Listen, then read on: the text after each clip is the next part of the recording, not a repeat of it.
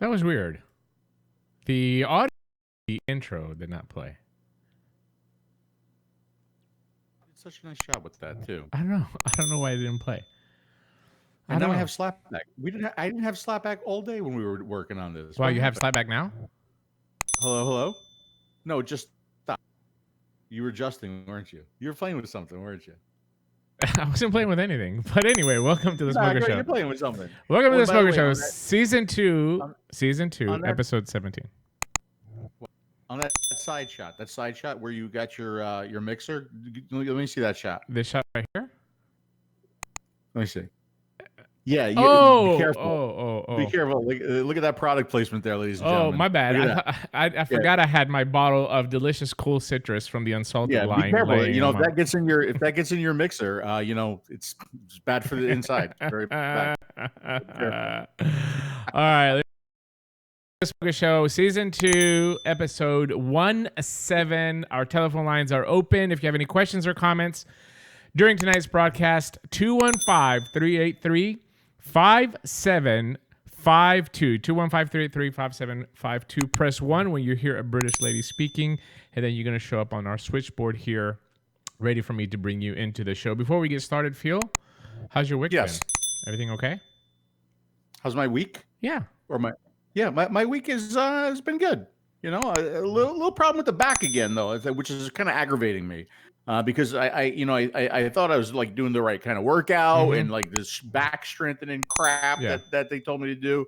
And still, I think what it was, you see, because I spend a lot of time at night. You know where I watch TV? I watch TV in the hot tub. And I think too much heat, maybe. Yeah. Because my back, because you remember when I went out in France, I needed cold, right? I needed ice. And I think that's what did it. Hey, Mooch, Mr. Battery Mooch is in the house. Yeah, I was just hanging out with you guys on Scott's show a little bit earlier. And so I think that Scott's show is over, and he usually sends people over. But anyway, today is a very back to basics episode. But go ahead. Go ahead. No, well, I was going to say, Scott always sends people here to watch this show, but and we appreciate that, Scott. If it was reversed, we would do the same. Yes. But I can't tell people to go watch Scott's show because it happened already. Yes, and plus his transitions are not as smooth as mine. My transitions are very smooth. No way. But I will tell you one thing about Scott has one of the best voices for broadcasting. I guarantee you that. Like, he does not need no enhancer or de-esser or decompressor. He's got a very, very deep tone voice. He's like the Barry White of vaping. That's what I'm going to start calling him from now on. He's got that sexy, deep DJ kind of voice. Yes, he does. Right. So for the last, week, I have been like on a YouTube binge. Terror. Yeah, just terror. I've been trying to find ways to enhance audio and video and stuff like that. And just another excuse to spend money. I really need to stay away from Amazon and all that. Let me see what Bill's saying. Something about, oh, you're hearing the bell on that? Okay, I'm sorry. I can fix that as well, too. Hold on. There we go. What bell? I just noticed this. Okay, here we go. Well, that little subscribed animation has audio, and I just added it on, but now I took the audio out of it, so you shouldn't be able to hear it. What is that? I'm sorry. Is that two technical glitches so far? And we have a brand new soundboard coming. Yeah, and there's going to be more technical glitches because I ordered the Rodecaster Pro, a new mixer board, and so we're going to have to redo all the audio settings. But anyway, what I've been doing is I've been trying to find ways to enhance the audio and make it easier for me and get away from having this regular board and going to like a semi-digital board. And the Rodecaster Pro it's expensive. It's $600. But after did a lot of research, 2 days of watching videos and all that, I actually even called Rode in California, and I got like immediately through to support because of the way that I wanted to set it up. So I got that, some cables and stuff like that. And then I just been on a little binge, like with lighting. I ordered something from Google, I don't know, about 6 months ago, maybe a year ago. And they sent me a Google Home with it. Like it was a free gift. And I never opened it. So it was here the other day. I opened it up. I set that up. That's ready to go. I've attached my lights to it. And just stupid stuff. Like my I'm waiting on parts to make my DSLR into a webcam. It frightens me when you get involved in technology. I don't think it frightens you. I think what you're afraid is that I'm going to take away the one thing that you have over me. No. Yes, yes, that's what it is. No, believe me, you can have it. I really don't care. I really don't care. But the thing is, like when you come over here and I start talking to Google, you just do nothing but make fun of me. And now you got to Google. You know what? We have a lot to cover in this. Yes. We really should get to it. Yes. Just to give you a preface of what we're going to be doing today. The slides once again have been updated as we usually do for the Smoker Show. You can find them on tasteyourjuice.com. Click the Smoker Show icon on the left of the webpage, and you can download all these slides for your own use, to share with a smoker, to use in your vape shop, to use in your shows. You can do whatever you want to. It's open source to help people quit smoking. So on Mowgli's suggestion a couple weeks ago on the show, we went back and redid the slides and updating them to 2020. So what we're going to try to do today, and correct me if I'm wrong, Phil, is we're going to cover every possible vapor device you might encounter in a gas station, in a smoke shop, in a vape shop, online, anywhere, and what the pros and the cons of each one of those, whichever decision you're going to make to try to switch to smoking. And we don't care what you're going to use, right, Phil? No, we absolutely don't care what you're going to use as long as you're not smoking. You know, let's get you into tobacco harm reduction. But I thought this was a really good idea because it starts off really easy. It starts off looking really easy. And as a matter of fact, maybe Dimitri can even pull up the first slide. But when you break it down into its individual pieces and parts and components, that's when it gets a little bit trickier. So I thought this was a really good idea to give you guys the information. And you guys, when I say you guys, I'm talking about smokers. That's why we kept saying this is a really good show to bring smokers along to, or share the show with smokers. All right. Because what looks easy can get rather complicated. And this is designed to give you the information that you need to make a good decision for yourself, right? Absolutely. So, I mean, and here you go. It starts off very easy. Look how easy that is. And a few of these we didn't even have just maybe a year or two ago. Mm-hmm. So what can you buy? What can you buy right now? You can buy a disposable. You can buy a pod system. You could buy the standard device atomizer combination. And then you can buy e-liquid. Looks simple, right? Very easy, right? Very easy. And where did the Yankees come from? I saw Yankees real quick. Did I see Yankees? That's subliminal because I'm missing baseball this year, and it's really pissing me off. Yeah, I got it. Okay, it was subliminal. Yeah. All right. So it looks easy, but let's break it down and let's see what this really is. You know, when you're buying from an online retailer, when you're walking into a vape shop. Even, you know, when you're at a C store, when we say C store, we're talking about convenience stores, gas stations, etc. So go to the next slide. Yeah, and before we get started with absolutely, sure. Just one thing I want to note. One thing, you might see some products here that you might not agree with. I'm going to tell you right now, we don't care. We don't care about your opinion on a specific product. The goal of this is to show you what in the real world customers will encounter. Whether you agree with a product is irrelevant. What we agree is that vaping is better than smoking, no matter which way a smoker will begin their journey into this. Absolutely, this switch. Okay, and even like some of our ideas and some of our recommendations that we might make as we're going through these slides. If you have different recommendations, what I recommend to you is get your own show, go live on YouTube, and go ahead and share those ideas. Right? Absolutely. What's that? Absolutely. All right, here we go. Here we go. Why did it go there? What happened? Oops. No, that's it. That's wrong. That's right. No, yeah, you go wrong. So the last slide says easy, right? And now we're wrong because if we break each one of these down, disposables are still disposables. Yes. They're not going to change that much. But pod, pre-filled versus open, disposable versus replaceable, coil, nic salt only, nic salt and freebase, non-semi fully power adjustable, non-adjustable airflow, adjustable airflow, MTL, RDL, DL, and devices. Do you want a tube or do you want a box? You want internal batteries, external batteries? Do you want something that is non-adjustable, semi-adjustable, fully adjustable, self-adjustable, or we can get a mechanical, which we do not recommend, especially for a new vapor and a transitioning smoker. Atomizers, different kind of atomizers, tank dripper squawkers, user replaceable coils, rebuildables. Again, MTL, RDL, DL. We're going to talk about all this stuff. E-liquids. Right now we have choices in e-liquids that we never had before. Freebase versus salt versus synthetic. The PG-VG ratios are much more expanded than when we started this game.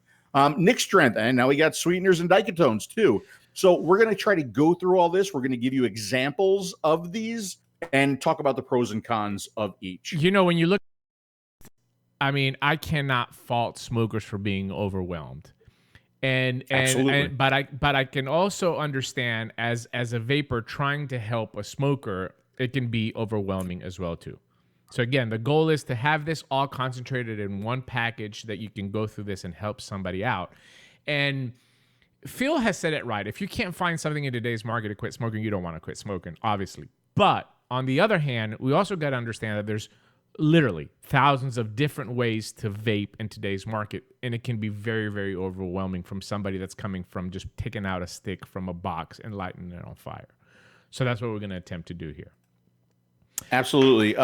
You know, and again, this is for people who are shopping online too, because you may not get the information that you need if you're looking at a device or a pod system or an atomizer online. It might look good to you, but does it really perform the way you want? Does it do the thing that you need it to do the most, right? And we're going to go through and like I said, maybe give you guys the knowledge and give you guys the questions that you should be asking a retailer, whether it be online or whether you walk into a vape shop, that you should be asking. You're armed with knowledge now. You should be asking these questions, and you guide the person to what you want rather than them guiding you to what they want to sell you. Does it make sense? Very well said. All right, let's get started. Let's go. Let's do it. Let me do this and go to the next slide. Here we go. All right.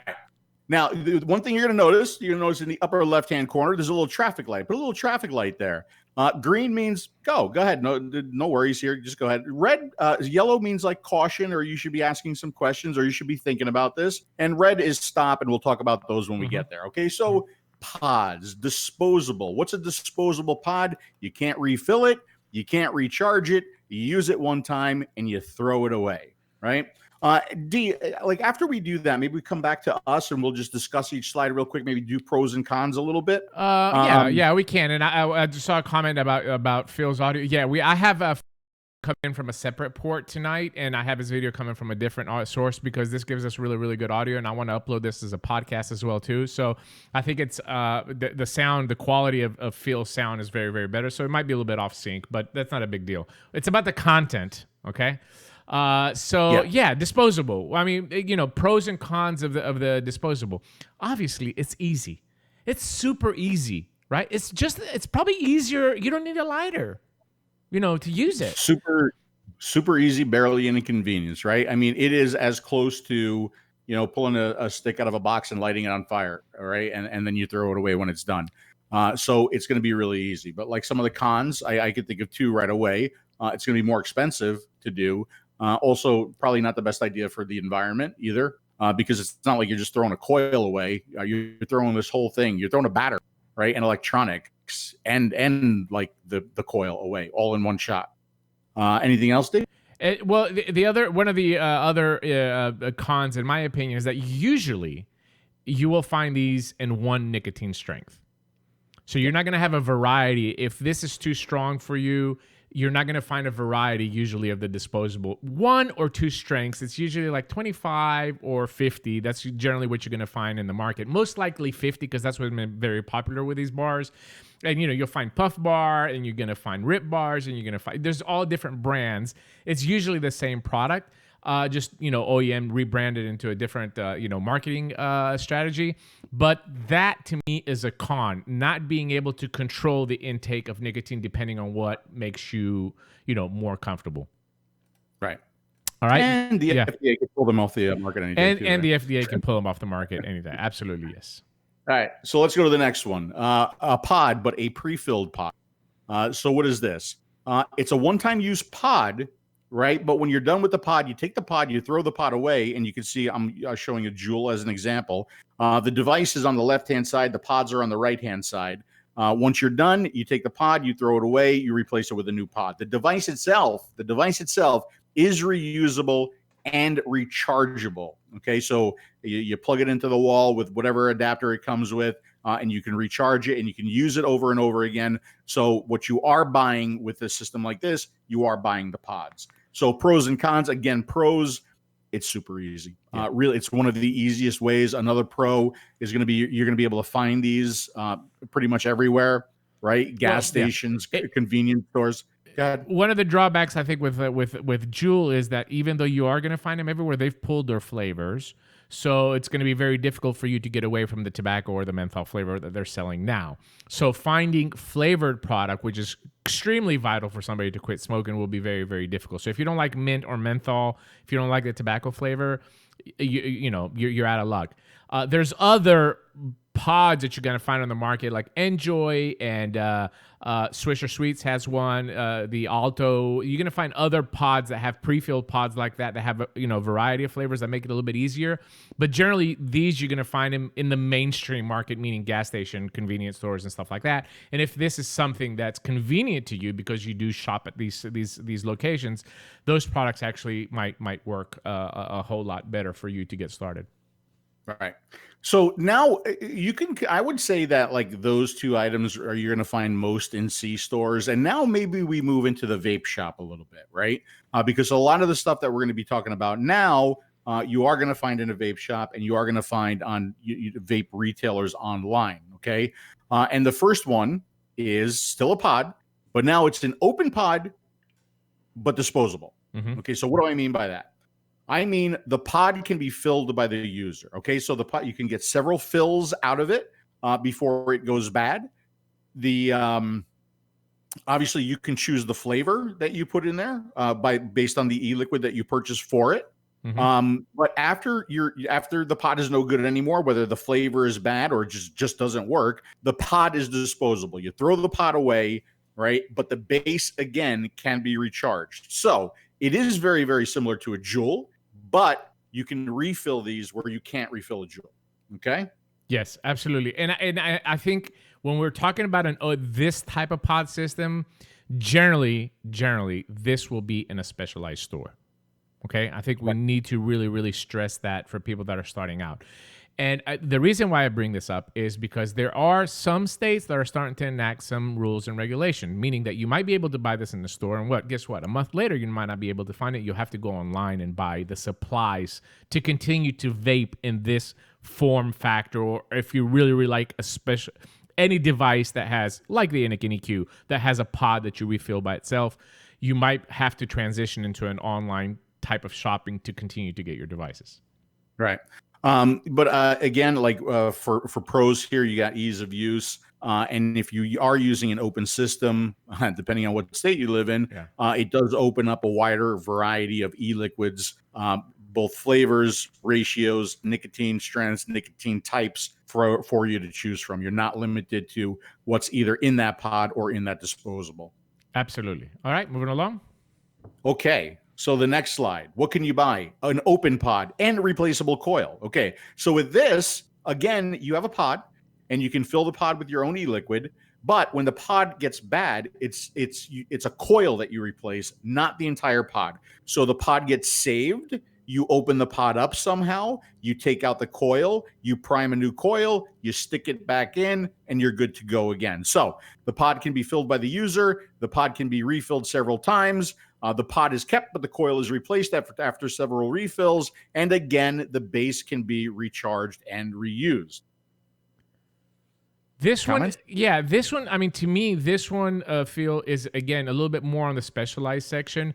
This would probably go into the more environmental friendly type of small pod device.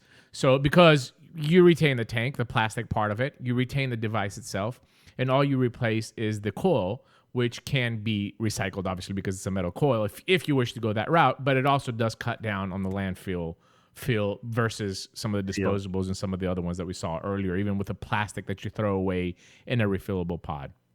I agree with you. This could also potentially be one of the least expensive to keep up too, because the coils by themselves are typically going to be a little bit less than having to replace the entire pod, or having to replace a pre-filled pod, or having to, replace the entire disposable when you're done. So this is a pretty economic choice too. And in my opinion, and this is just my opinion, and I think Phil agrees with me, you are going to get a more satisfying vape out of a setup like this. It's small, but it does have that variability, and it does have that coil type of a vape that's going to be a little bit more satisfying from other products in the market. That's just my personal opinion. Right. It's similar to like, an MTL tank, right? Yes. But there's different kinds here too. So let's go to the next slide.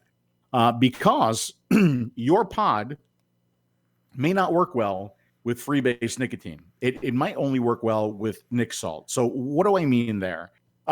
This is about throat hit, all right? This is about the sensation that you get in the back of your throat when you take your mouth-to-lung inhale and you bring it into your lungs. If you enjoy the throat hit, which is something that I enjoy, it's that little irritation that I used to get from my cigarette that I now get from the vape, right? If you enjoy that, you want to have a device that has the right kind of power to work with free-base nicotine e-liquids that's going to give you that throat hit. Some of them don't. Mm-hmm. Some of them don't. Some of them are kind of designed just for salt nic, so they're a little bit underpowered.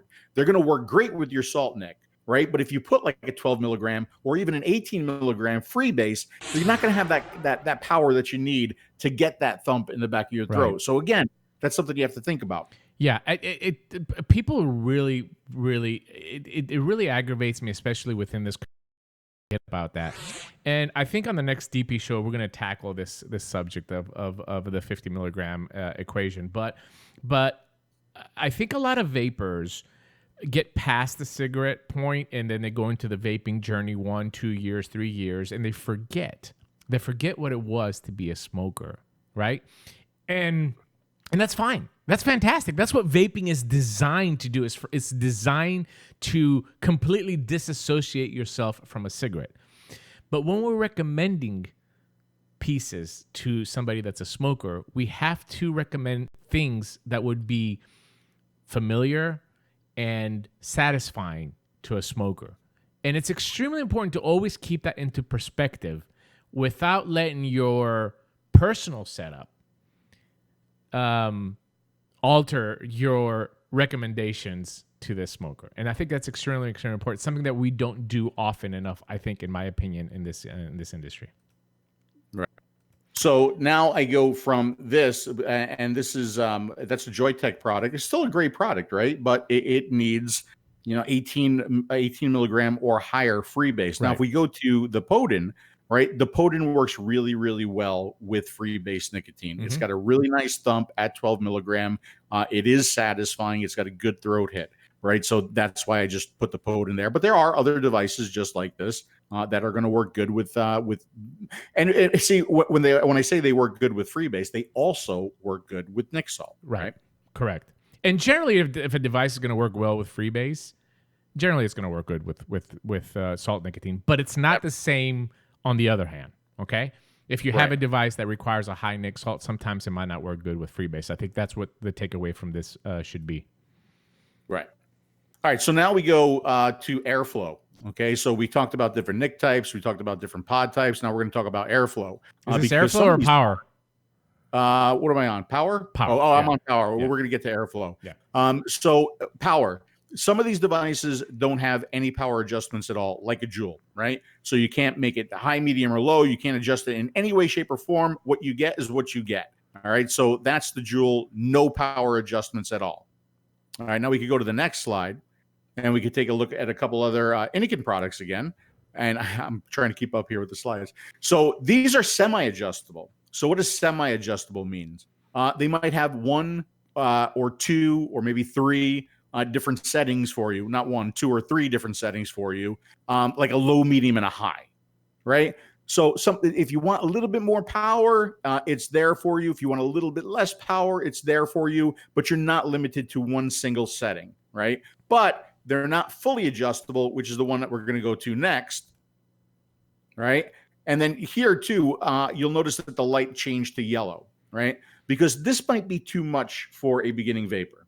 It might be too many features, too many functions, too overwhelming. I'm not saying for everybody, but I'm saying for a beginning smoker transitioning to vaping, maybe a little bit too complex. So this can be adjusted in watts, and there could be tons of other settings on it as well. So there are definitely 3 different kind of pod systems. There are, you can't change the power at all. You've got a couple settings, or they're fully adjustable, like what you're seeing right now. Again, just a little rant from my perspective. This is a really good device, right? The VUPUs and the smokes, with a nice digital screen on it and all that. It's a nice device. Again, there's a variety of smokers out there. Not everybody is tech savvy. Not everybody understands, and it doesn't make a difference on the age.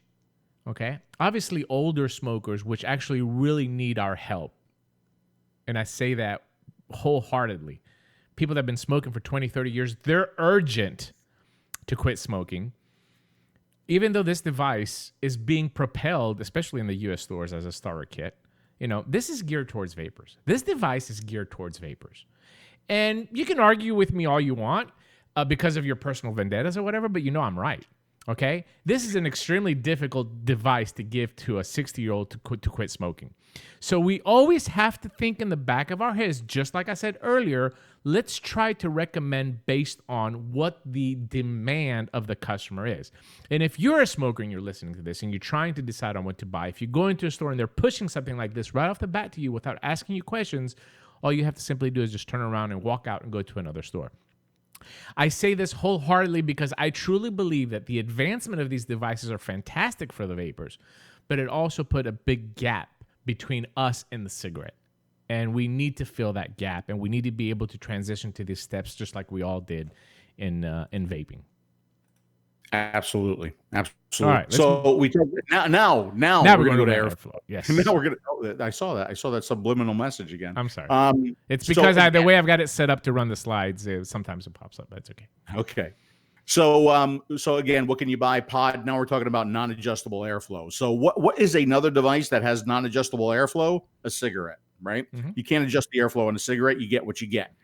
There are several pods out there where you get what you get, like the IAO. The J.UUL is a non-adjustable airflow device, mm-hmm. right? So you cannot adjust the tightness of the draw in any way, shape, or form. Correct. Right? Now, there are some pods that you can adjust the airflow on. Some more than others, like the Potent has a very slight airflow adjustment on it. And it's a very slight. Very, very slight. So that's probably not the best, example. Yeah. But it does have an airflow adjustment on it. It's not very noticeable, but it's got it. Yes. There are other pods out there that have more pronounced airflow controllers where there's more of a range where it goes from very tight to very loose. But that's it. That's what airflow is. And again, a cigarette, no airflow adjustment on a cigarette. Absolutely. And why do we bring up airflow over and over and over and over again? Okay. I think the resistance of you inhaling a cigarette it's a pattern that you do, around 400 times in a day, depending on how much you're smoking, right? That pattern of the restrictiveness of the draw is something that your body and your mouth and the whole action of smoking, the physiological effect, you become accustomed to it. So having some adjustability, if you can't find a pod that is non-adjustable and fits your needs, is a turnoff to smokers. It really is. It can make them cough. It can make them not having a pleasurable experience. It can make them change their pattern of drawing on the device, which in turn, it's something that they're familiar with, and it might be a turnoff after a couple of days of using it. So keep in mind that the airflow is extremely important with starter devices as well too. Unless you pick up a device and you say, oh man, this is really good. Like you pick up a J.UUL or you pick up a Puff Bar or you pick up an IO and you say, oh, this draw, this restrictiveness is something that I'm used to. I can do that. If not, you're going to have to find something that has an adjustment on the airflow. Used to and comfortable with. This is, I still, contend that this is one of the most important things when you are converting to have, right? Is something that is similar, something that is comfortable, something that is familiar. Where you go from there, sky's the limit, right? Or don't, right? But I think a similar experience to smoking is the easiest way to go from smoking to vaping. Yeah. Right. And thanks for the super chat, 𝗲𝗍𝗪, all the way from Taiwan. Phil, Dakota's Danny, #1. You are smoke god. Taiwan #1. Wow. Oh, thank you very much. Wow, you're a god in Taiwan. Phil. 𝗃𝗽𝗲 makes a good board.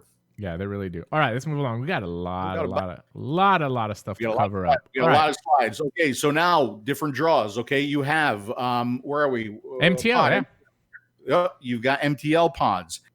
So these are pods that are going to work best for mouth to lung, and it is the most cigarette-like draw.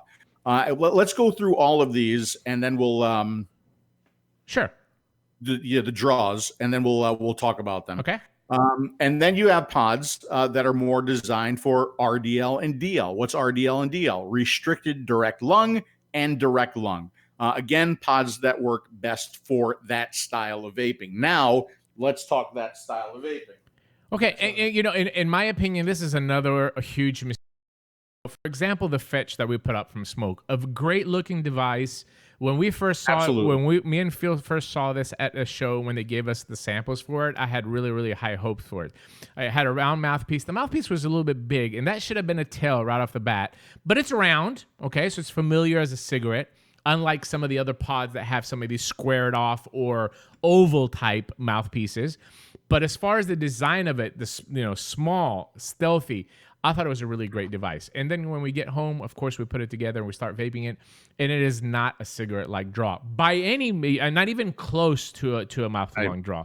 So it's very, very important for people to understand that a cigarette is a mouth-to-lung draw, period. Again, you can argue with me all you want, but that is a fact, okay? So going from that, if somebody does not have an experience with a restrictive direct lung or a direct lung draw, it's going to be something that's completely unfamiliar with them.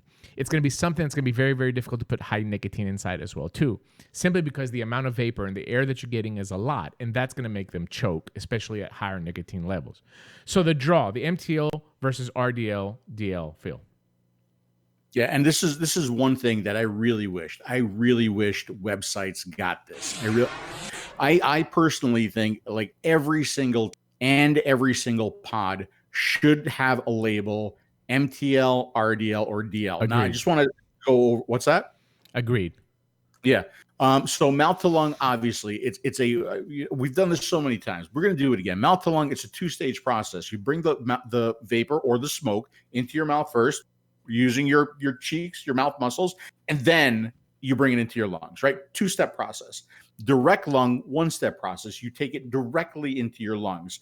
Restricted direct lung means there is some restriction there.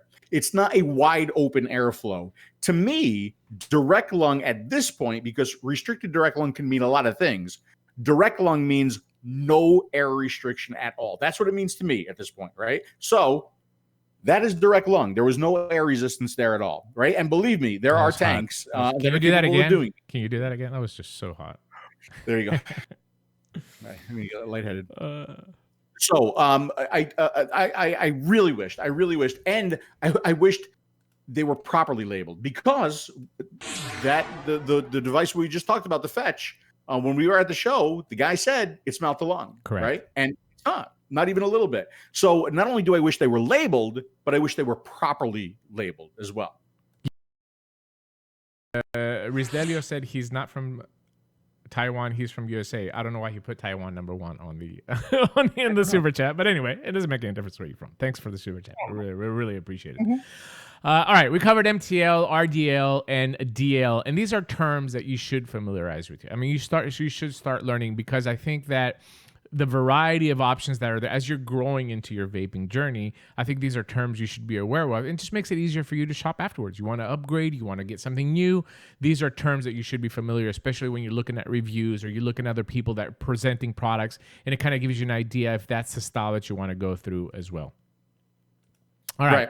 So now we're done with pods. Okay. So now we're going to move into just device, right? And these are typical two section devices.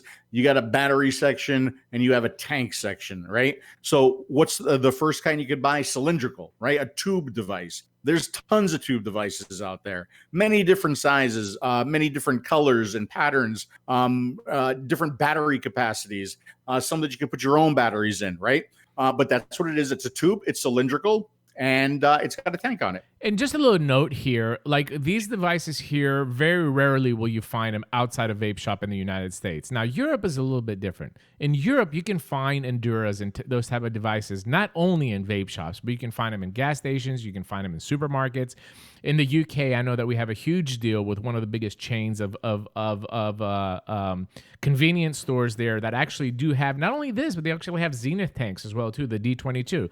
So in the US, okay, just to keep it a little bit more regional, in the US, very, very rarely, if impossible, will you find what we're going to be talking about next unless you go to a specialized vape store.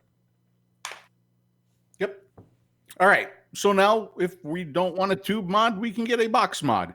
And you notice I use the word mod. Why do I use the word mod? Well, somehow, for some reason, the electronic cigarette industry started coining the word mod to describe devices, right? But when I say mod, it really means devices. I should use the word devices. It makes more sense, right? Mm-hmm. So what can you buy? You can buy a box device, right? Not cylindrical. Again, many different sizes and shapes and colors and patterns and materials. Tons of things for you to choose from out there. But again, box, squarish, round mod, tube mod, cylindrical. I'm going to cut in here to us just to explain a little bit more of the box mod or the box device type thing. It might not be something that you're familiar with today. So again, we're talking about a journey. My wife, when she started vaping, she did not want a box. Nothing to do with a box. Nothing. It just seemed intimidating to her. Obviously, the box was created by modifying devices. A, to increase battery, right? Because a box form factor will give you a big, more battery capacity. B, it's just more convenient because we do have these tanks and they do become, they become elongated because we're putting the tank on top of the device. It just makes more sense to have a square device that sits on your desk. If you have a tube mod, it's easier to knock it over and break the tank. So there's a lot of sense that went into making these box mods and these box devices. But at first, if you don't feel comfortable with a box device, there's nothing wrong with that. It's something that you can move up to, okay? Now my wife, she will not switch with that. She wants a box mod now. She wants the battery life. She likes the convenience. Everything about it, even though at the beginning, the first couple of years of her vaping, it was all about cylindrical type devices. Yeah, before you go back to the slides, I mean, this is where I started. This is where I started. It was all black, right? But this is where I started. And when I started here, I never thought that I would vape like something like this someday. I didn't want to. But, as you get more and more used to and comfortable using something like this, you want to experiment and you want to play and you want to try different things. And then you get more comfortable. And then maybe you move up to this, but you don't have to. That's why we need all these choices to remain on the market, because it really gives people the variety and the choice that they need to find something that speaks to them, right? In ways that no cigarette ever could. Absolutely. By the way, I'm keeping a track on if you have any questions. Bill is relaying the questions to me, and if it's something that is pertaining to the conversation, we'll bring it up. And of course, the phone lines are open 215-383-5752. There's the number right there. Call in with any questions or comments that you might have. All right, moving along. Okay, after the type of device, now we get into the batteries. What kind of battery device do you want? Do you want a device that has an internal battery, or do you want to have a device that's an external battery? Mm-hmm. What's the difference? Internal batteries, they cannot be replaced. They cannot be removed. External batteries, they can be replaced. They can be removed. Mm-hmm. Now, internal battery devices, how do you charge them? Usually with a USB cable. Whether it be micro C or micro USB or C. We're starting to see some devices have C USB, adapters, which I really like. I'd like to see that more and more and more. Actually, all devices at this point, but that's what you do. You take the device, you plug it in, it charges, charge it overnight or whatever. But that is a internal device. Now, the only negative about an internal device is when the battery goes dead, the device is shot. Right? Absolutely. It's not there's really no way to get into there to replace the battery. But I will tell you this. In most cases, that device is going to be destroyed well before you have to replace the battery. Absolutely. Would you agree with that? Yes, 100%. Okay. I'm going to let you cover this, and then we can get into it. Absolutely. All right. So let's talk about external batteries. Now, these are devices that you can take the battery out and you can put the battery in, right? So you get to pick the battery that you use in this. So you could use different batteries with different capacities. You could go and you can ask 𝗏𝗡 like I do all the time, and you could say, 𝗏𝗡, what's the best battery I should be using this week? Because the new battery comes out every week, right? And the batteries in these devices, they can typically be charged in device because most of these devices still have onboard chargers, or you can take the battery out because a lot of people prefer this. And now go to the external CAMD. You can use, like this. This is an 𝗃𝗽𝗏 smart charger. Typically, a lot of people feel that these are much, much safer than charging your batteries internal to the device. I have never had any problem charging a battery internal to the device, but just know that there are some really good external smart chargers available for you should you want to get one for an external battery device. Yeah, one of the things that, again, really, really upsets me when we're recommending this, especially on a public forum, like in a Facebook group, you're trying to help out somebody, immediately the vapors jump on this and they say, no, it's got an internal battery. You shouldn't be getting this. Get something with an external battery. Just shut up. I think people really, really need to, again, concentrate and go back to the basics. An internal battery for somebody that's new, makes absolute sense, okay? Device generally will last between a year and a half, maybe even 2 years, depending on the how heavy of a vapor you are with an internal battery. But that is not the point. It takes away quite a few concerns for somebody that's new going with an internal battery. I don't have to carry batteries around with me. It's very, very easy to charge. I can charge it on a go. It's not another step that I have to add into my daily routine of trying to switch from smoking to vaping, because batteries in themselves should be a chapter of learning for people coming in. And like you said, channels like 𝗏𝗡 really, really help out for people to understand batteries. But for somebody that's new, it makes a lot of sense. Plus the fact that a lot of these devices, like the Adept, that has a huge battery inside, can last 2 days, depending on how much you weigh. The Adept for my wife, the way that she vapes, 12 milligram, lasts her 2.5 days before it needs to be charged. Okay? So that's a huge plus for somebody that's new, right? And it takes away that stress of having to deal with, care for, and the safety factor that goes along with batteries as well, too. So don't be that guy and turn somebody off because you think that having an 18650 replaceable battery device is the way to go.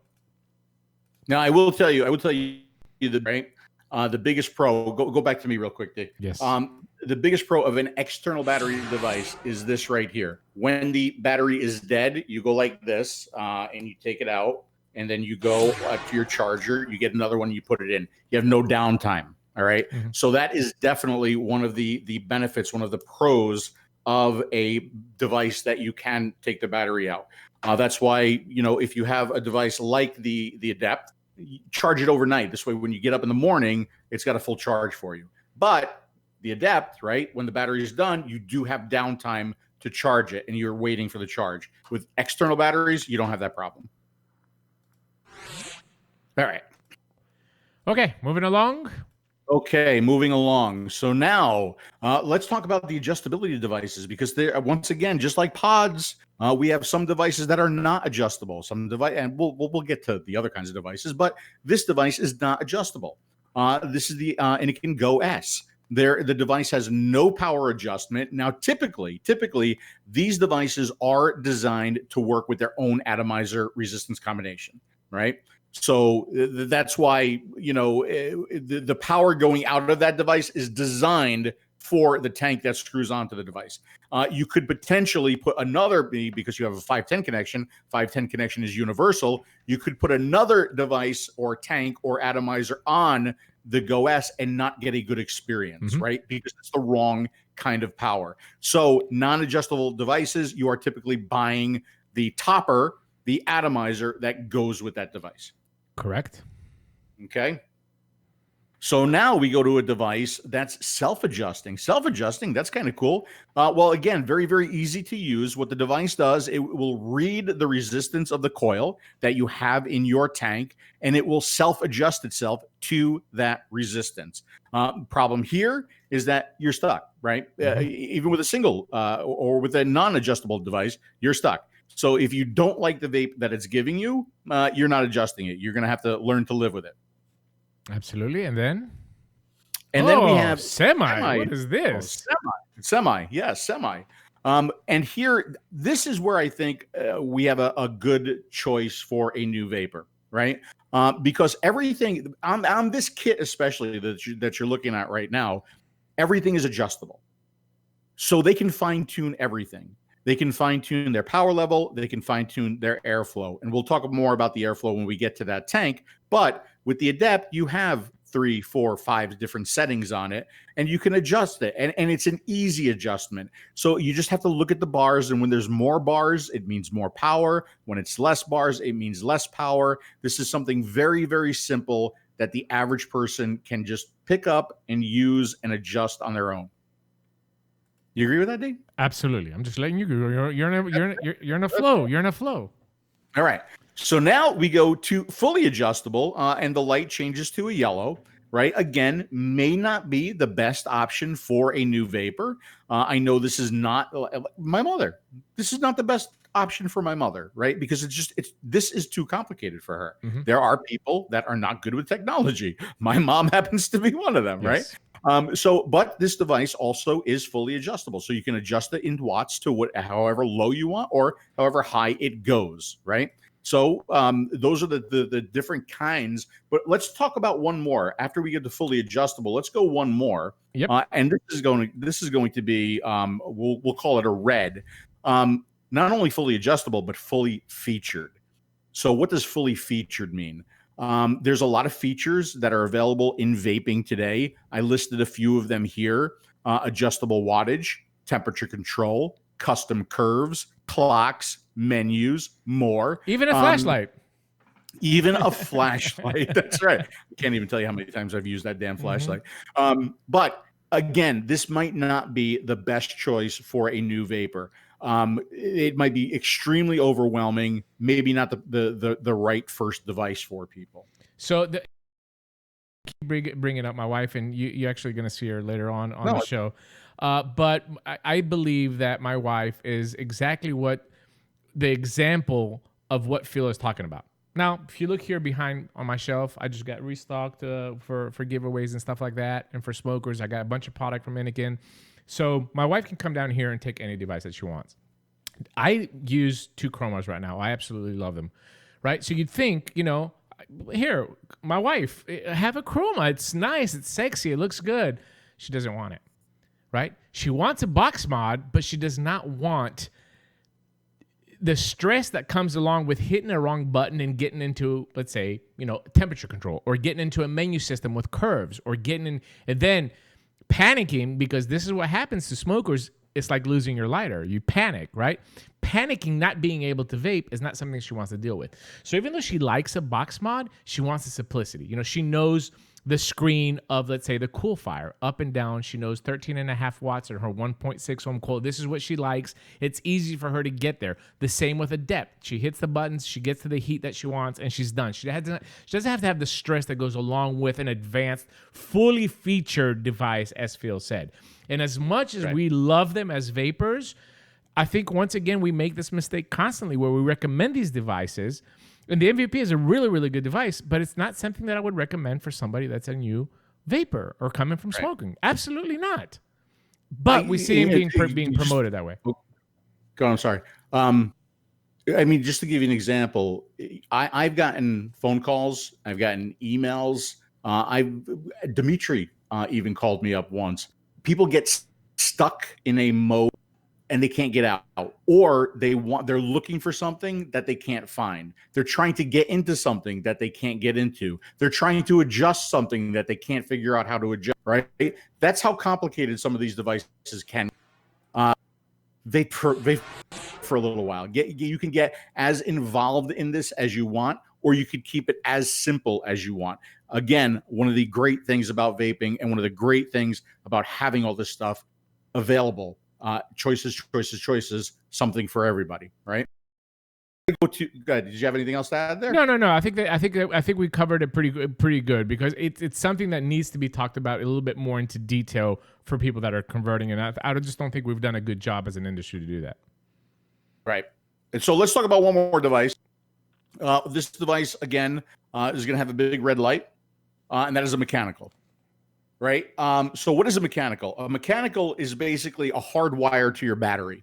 So there is no safety, there is no protection, there is no fuse, there is no nothing. So a short circuit on a mechanical could be extremely dangerous. Mm-hmm. And we don't recommend that for beginners. No. So that's something that if you walk in as a smoker to a vape shop and they try to sell you a mechanical, please let me know who they are, please. Yes, absolutely. And just I want you to double check here on the top left corner of these slides if you're going to download them, if you're going to use them, this little traffic light, okay? The traffic light on the left kind of gives you the idea, okay? We have a red light here, meaning that this is not something that we would recommend for somebody that's starting off the bat. Yellow light, proceed with caution. Of course, green light, highly recommended from the Smoker Show for people to get started. I did see a comment that I do want to address before we continue quickly, Phil. I saw a comment that said, go to YouTube and try to get the answer. Okay? Again, that's great, but not everybody does that, number one. Number two, you have to admit that things in 2020 versus 2011, as far as YouTube is concerned, it's just way overwhelming.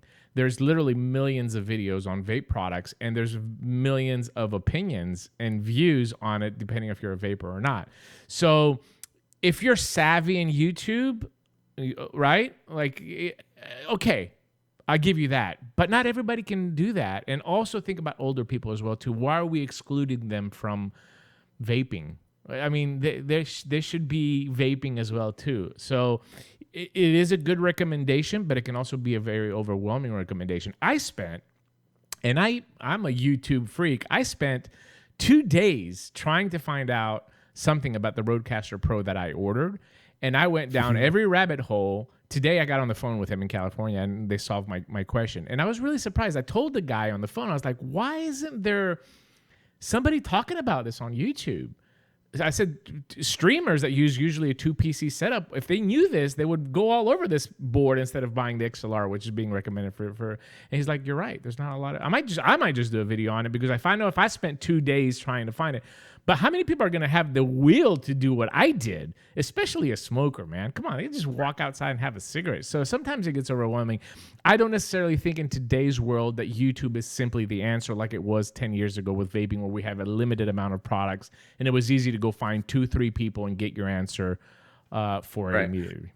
I will say this, though. I mean, what they're saying is valid, but it's not valid for everybody. The same way, like people will say, well, I have no problem. I just DIY e-liquid. I just make my own e-liquid, right? That's good for you, but it's not good for everybody else. So when we're thinking about this, we're trying to think about everybody. And speaking of thinking about everybody, I don't want you to think that I am negative or anti-mechanical.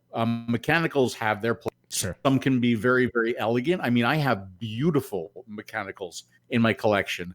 Some can be elegant. Some can be hardcore, huge clouds. Yep. The mechanical I'm showing you here is actually one of the best out there right now. It's very, very popular mechanical, but just not for a beginner. Okay, that's all. Absolutely. Okay, then. All right, so that's mechanical. Let's move to tanks. Yay! Atomizers. Very easy. It's an atomizer, right? It's something that holds e-liquid. Well, it gets a little bit more complicated than that because there's many, many different kinds. So let's talk about the basic kinds right here, right now. Let's talk about drippers, giving Mike Vapes a little bit of love here. Did Mike Vapes pay for this spot? I just want to make sure. He did. Big, did the big, check big, clear? big Okay. dollar. All right. Just want to make sure. Mike Vapes, please throw up a super chat, would you? So atomizers, a dripper atomizer. What's a dripper atomizer? A dripper atomizer holds very, very little e-liquid. Very little e-liquid. That is why you constantly have to drip into it. They are typically rebuildable. And I will say this, they will give you some of the best flavor in the industry. Yep. Because you are dripping fresh, clean, pure e-liquid onto your coil with like every other vape, right? So that's the pro. The con is you have to drip on them every other vape. Right? And you know, that's something people are more than willing to do. That is something that I am not going to do. Right? So just different tastes, different strokes, different folks. So let's go to the next one. And a red light on this card as well too. When we're talking about people in that. Probably not a good idea for a smoker. Sure. All right. So, Mike Vapes, you throw up another super chat, please. Go ahead. A squonking atomizer. What does squonking mean? Squonking means that inside your device there is a little bottle that holds some e-liquid, right?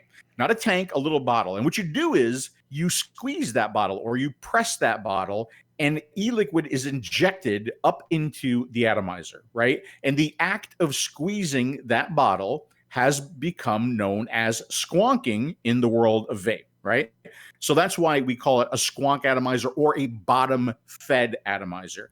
So somewhere on the 510 pin, there is a little hole that is connected to the bottle of e-liquid inside your device, and it feeds e-liquid up into the device, right? And so let me just read what's here. So again, holds a very small amount of e-liquid. The atomizer is fed with the e-liquid through the bottom bottle contained in the device, also known as bottom feeding. And this is what I wanted to point out. Many drippers, there's a lot of drippers now. I think most drippers at this point that come out can be converted to bottom feeding or squonking, right? So you can either drip from the top, or you can replace the pin with a hole, and then you can turn it into a squonking atomizer. And they are typically rebuildable.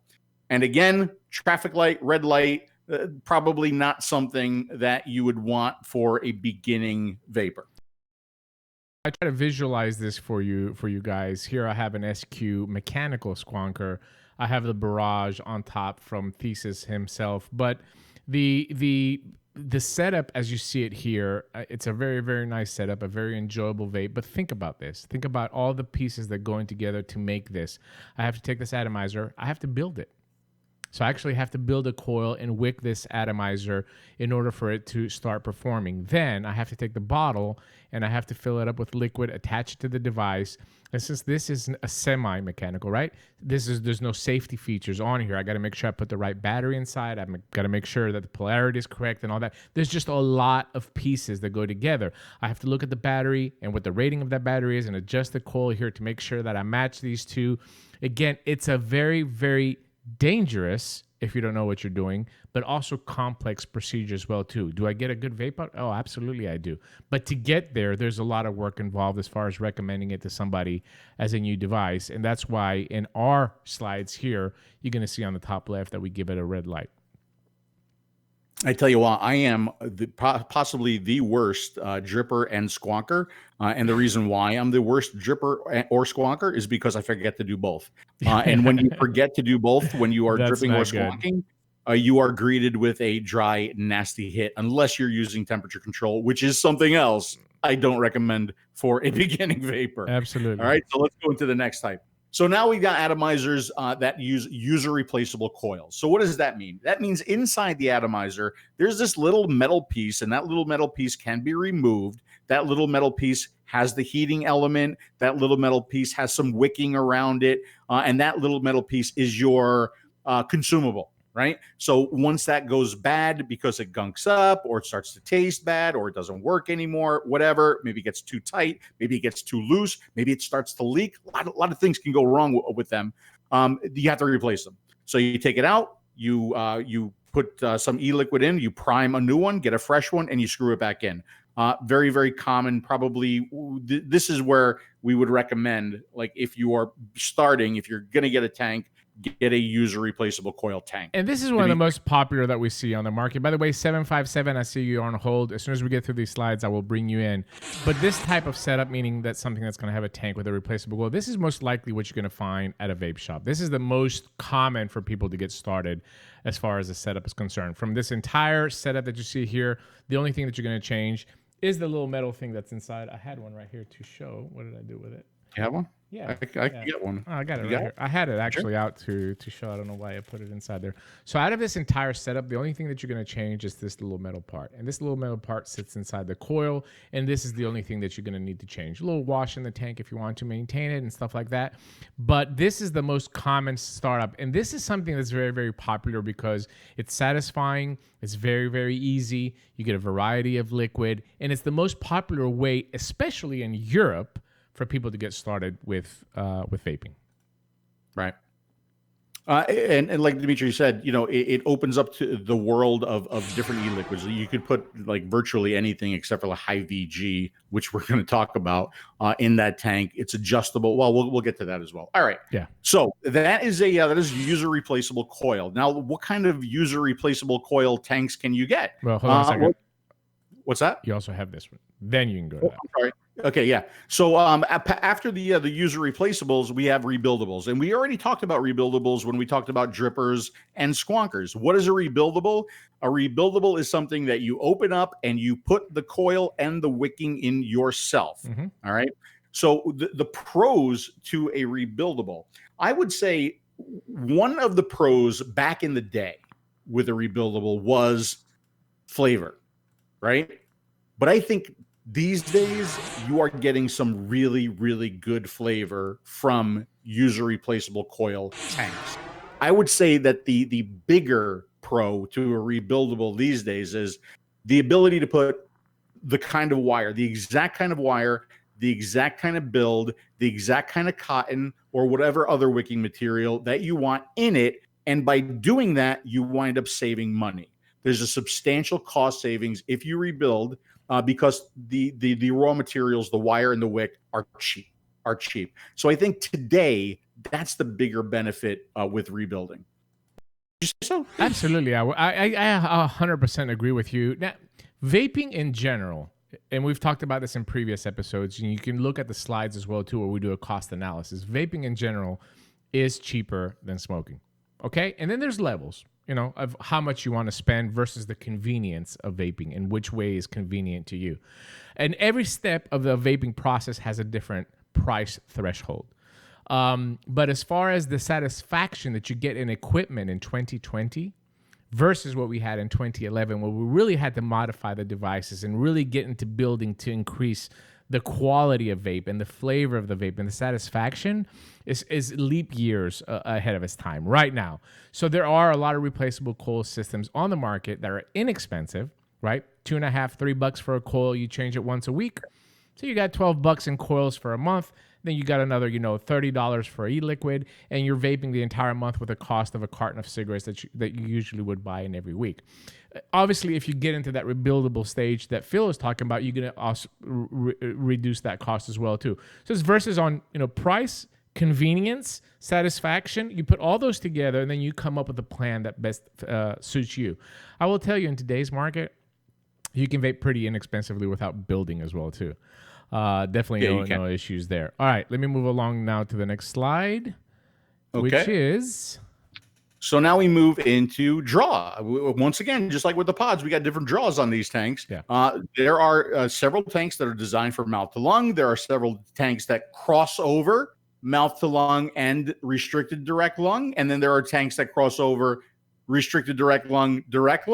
And then there are just strictly direct lung tanks. But I'm showing you right now a tank that is primarily a mouth to lung tank. The Zlide is primarily a mouth to lung tank. If I had a Zenith Pro up there, I would say that is a mouth to lung / restricted direct lung tank, right? But I'm showing a Zlide, so that's a mouth to lung. So again, what's mouth to lung? The most cigarette-like draw.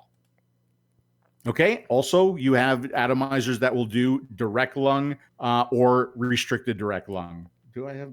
Well, I put DTL. Do I have that labeled wrong? No. Yeah, that's okay. Oh, on the top you do. On the top you do. Yeah, that's yeah.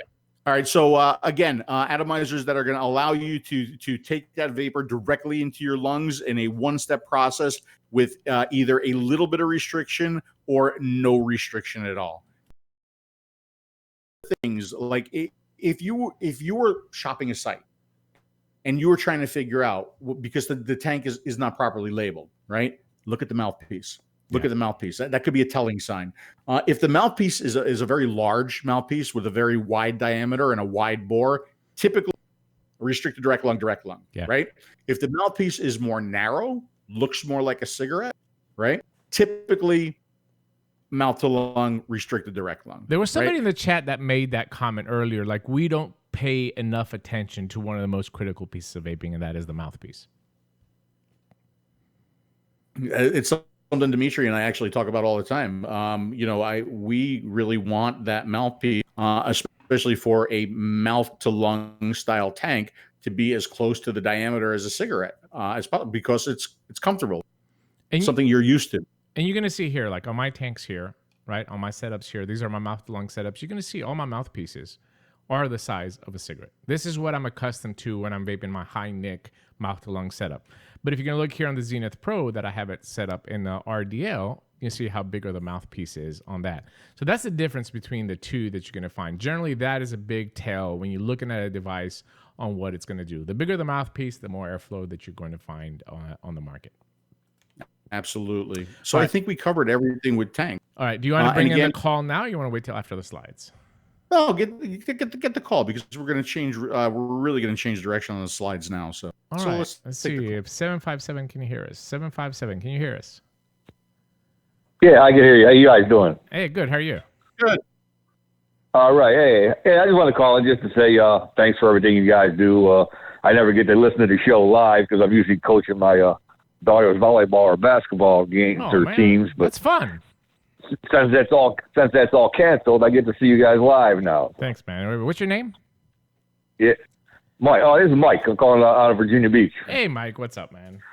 How are you, Mike? Yeah, but hey, I'm doing great. Hey, my wife gave me some extra vape money this week for I guess for being good, and I just got them Innokin Coolfire Z50s.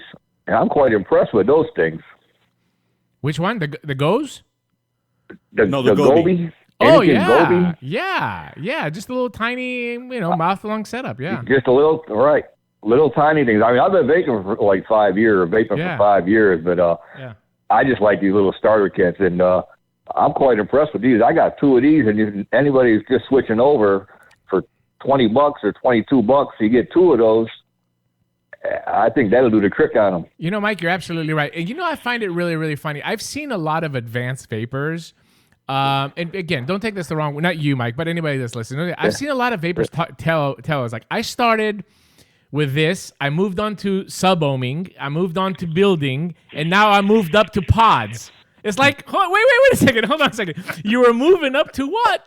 But I think a lot of people, even vapors, Mike, miss that resistance in the draw. They miss that hit, like you had from a cigarette. There's something calming. There's something soothing about a throat hit and the satisfaction of getting nicotine and delivered to you in an efficient and good manner. And listen, if you want to call it that you moved up to that, fantastic. What's important is that you don't smoke. But you're absolutely right. There's nothing wrong with having a setup like that next to you the minute that you need that extra oomph, take a puff on a 𝗀𝗪 or anything. I still use 12 milligram. I started at 12 and I'm still at 12. Good for you, man.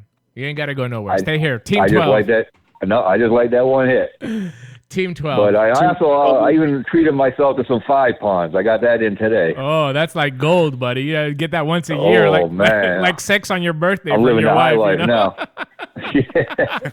Living the high life. Hey, man. Mike, but I don't want to hold you guys up. I just wanted to say appreciate everything you guys do. Thanks, man. Thanks for calling in. We really appreciate you. Thanks so much. Y'all stay safe. That was nice of Mike to call in. Hold on a second. I need to pause this show while I fill my tank up with the number one best-selling watermelon. Mike, I just want to let you have some extra vape dollars. Take that. You see, this is where I hate you when you have control of shit, right?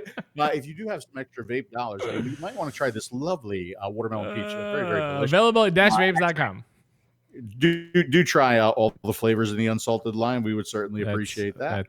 That's funny. Unlike you, I was prepared. I filled both of my tanks before I started the show. Well, no, I vape a lot, so I kind of went through it. I'm using the 2 mil, so. You know, all right, let's get into nicotine.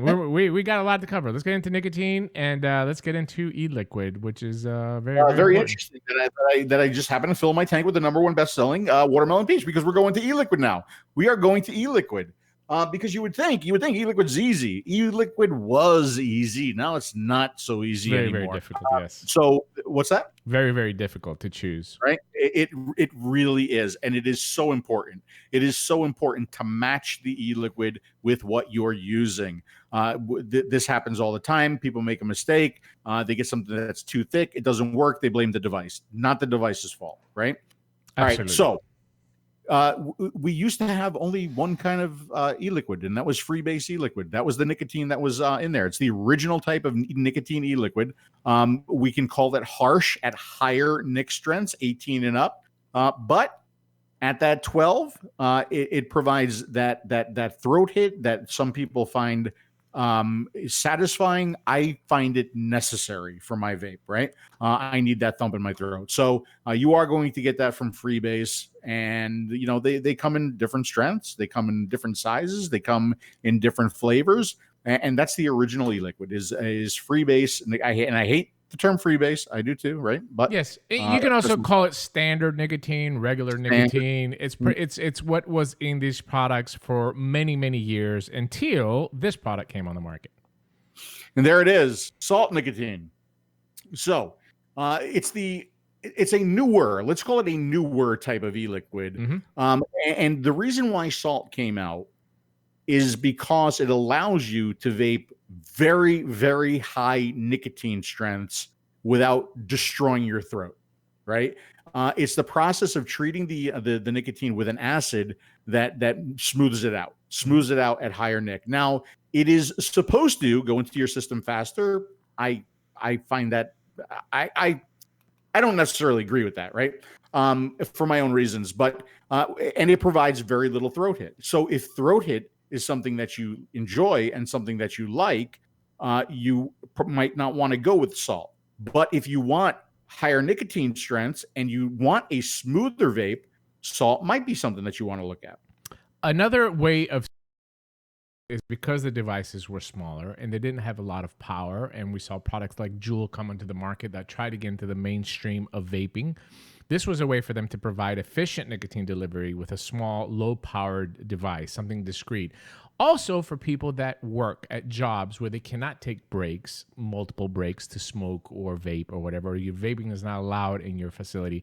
This is a way of you, when you have that 10-minute break, to go out there and sufficiently deliver nicotine into your body, you know, at higher levels with a smoother throat hit, and then you go back to work. And listen, you know, you can talk about the therapeutic things of nicotine, including COVID. There's a lot of studies coming out from that. But what you can definitely go back and look at science is that a lot of people need nicotine to concentrate, right? It's a stimulant. It's kind of like caffeine, right? So if you're in a setting where you're working and you're not allowed to vape, or you don't have multiple breaks, salt nicotine might be a good alternative for you. Also, it can be a dual use product, meaning that you can use a product like that at work, and then when you leave work and you go home, you can switch to a lower nicotine strength of a different product, of a regular or standard nicotine that gives you that enjoyable vape, so it doesn't become more of a task. That's generally what higher nicotine products, it kind of becomes like a cigarette to you.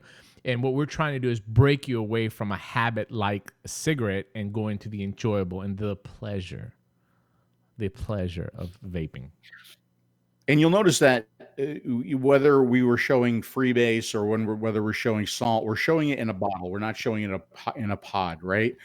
When you see e-liquid in a bottle, you can adjust the nicotine strength. So if you are if your goal is to get off of cigarettes and then get off of vaping, which could very well be your goal, you can do that, right? Mm-hmm. You can do that. You could start to drop your nicotine down and down and down until maybe you don't need it anymore. And then you get rid of the habit completely, right? Which is something that we applaud, absolutely applaud. All right, let's move on. I got a couple of questions from Bill. We're going to cover them after we get with these slides. All right, so now we're going to go to maybe the newest nicotine. Newer. Newer, yeah. And the reason why I don't want to call it the newest nicotine is because I have tried. You want to go to the slide, Dave? I'm on the slide. No. Oh. I see. I forgot to hit the transition. Well, I did hit the transition, but it didn't carry. There you go. All right. So synthetic nicotine. That's what we're talking about now. Synthetic nicotine, and the reason why I don't want to call it the newest, because it's been around for a while. I've actually tried synthetic nicotines years ago. But I think with the introduction of orchard blends from 5-Pawns, in that aspect, we can call it the newest, right? Yeah. Because that is one of the latest releases out there. I think some companies are trying to use it to get around laws. I don't know if that's going to work.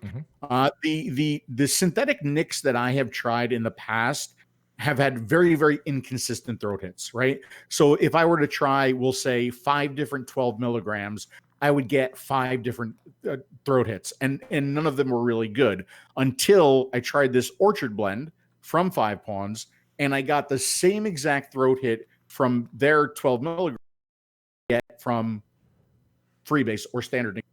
Yeah. Do you want to? Oh, and the other thing too is it's expensive. It's expensive. So I like even 5. I don't think they have it in anything higher than a 6 right now. I don't know if they're going to change that, but I guess at the moment it is extremely expensive. Yeah, that's one of the drawbacks of synthetic nicotine. As technology and science progresses, we're going to see more and more of these products come out in the market, and more versions of it come out. And the quality obviously is going to increase as the demand for it becomes available.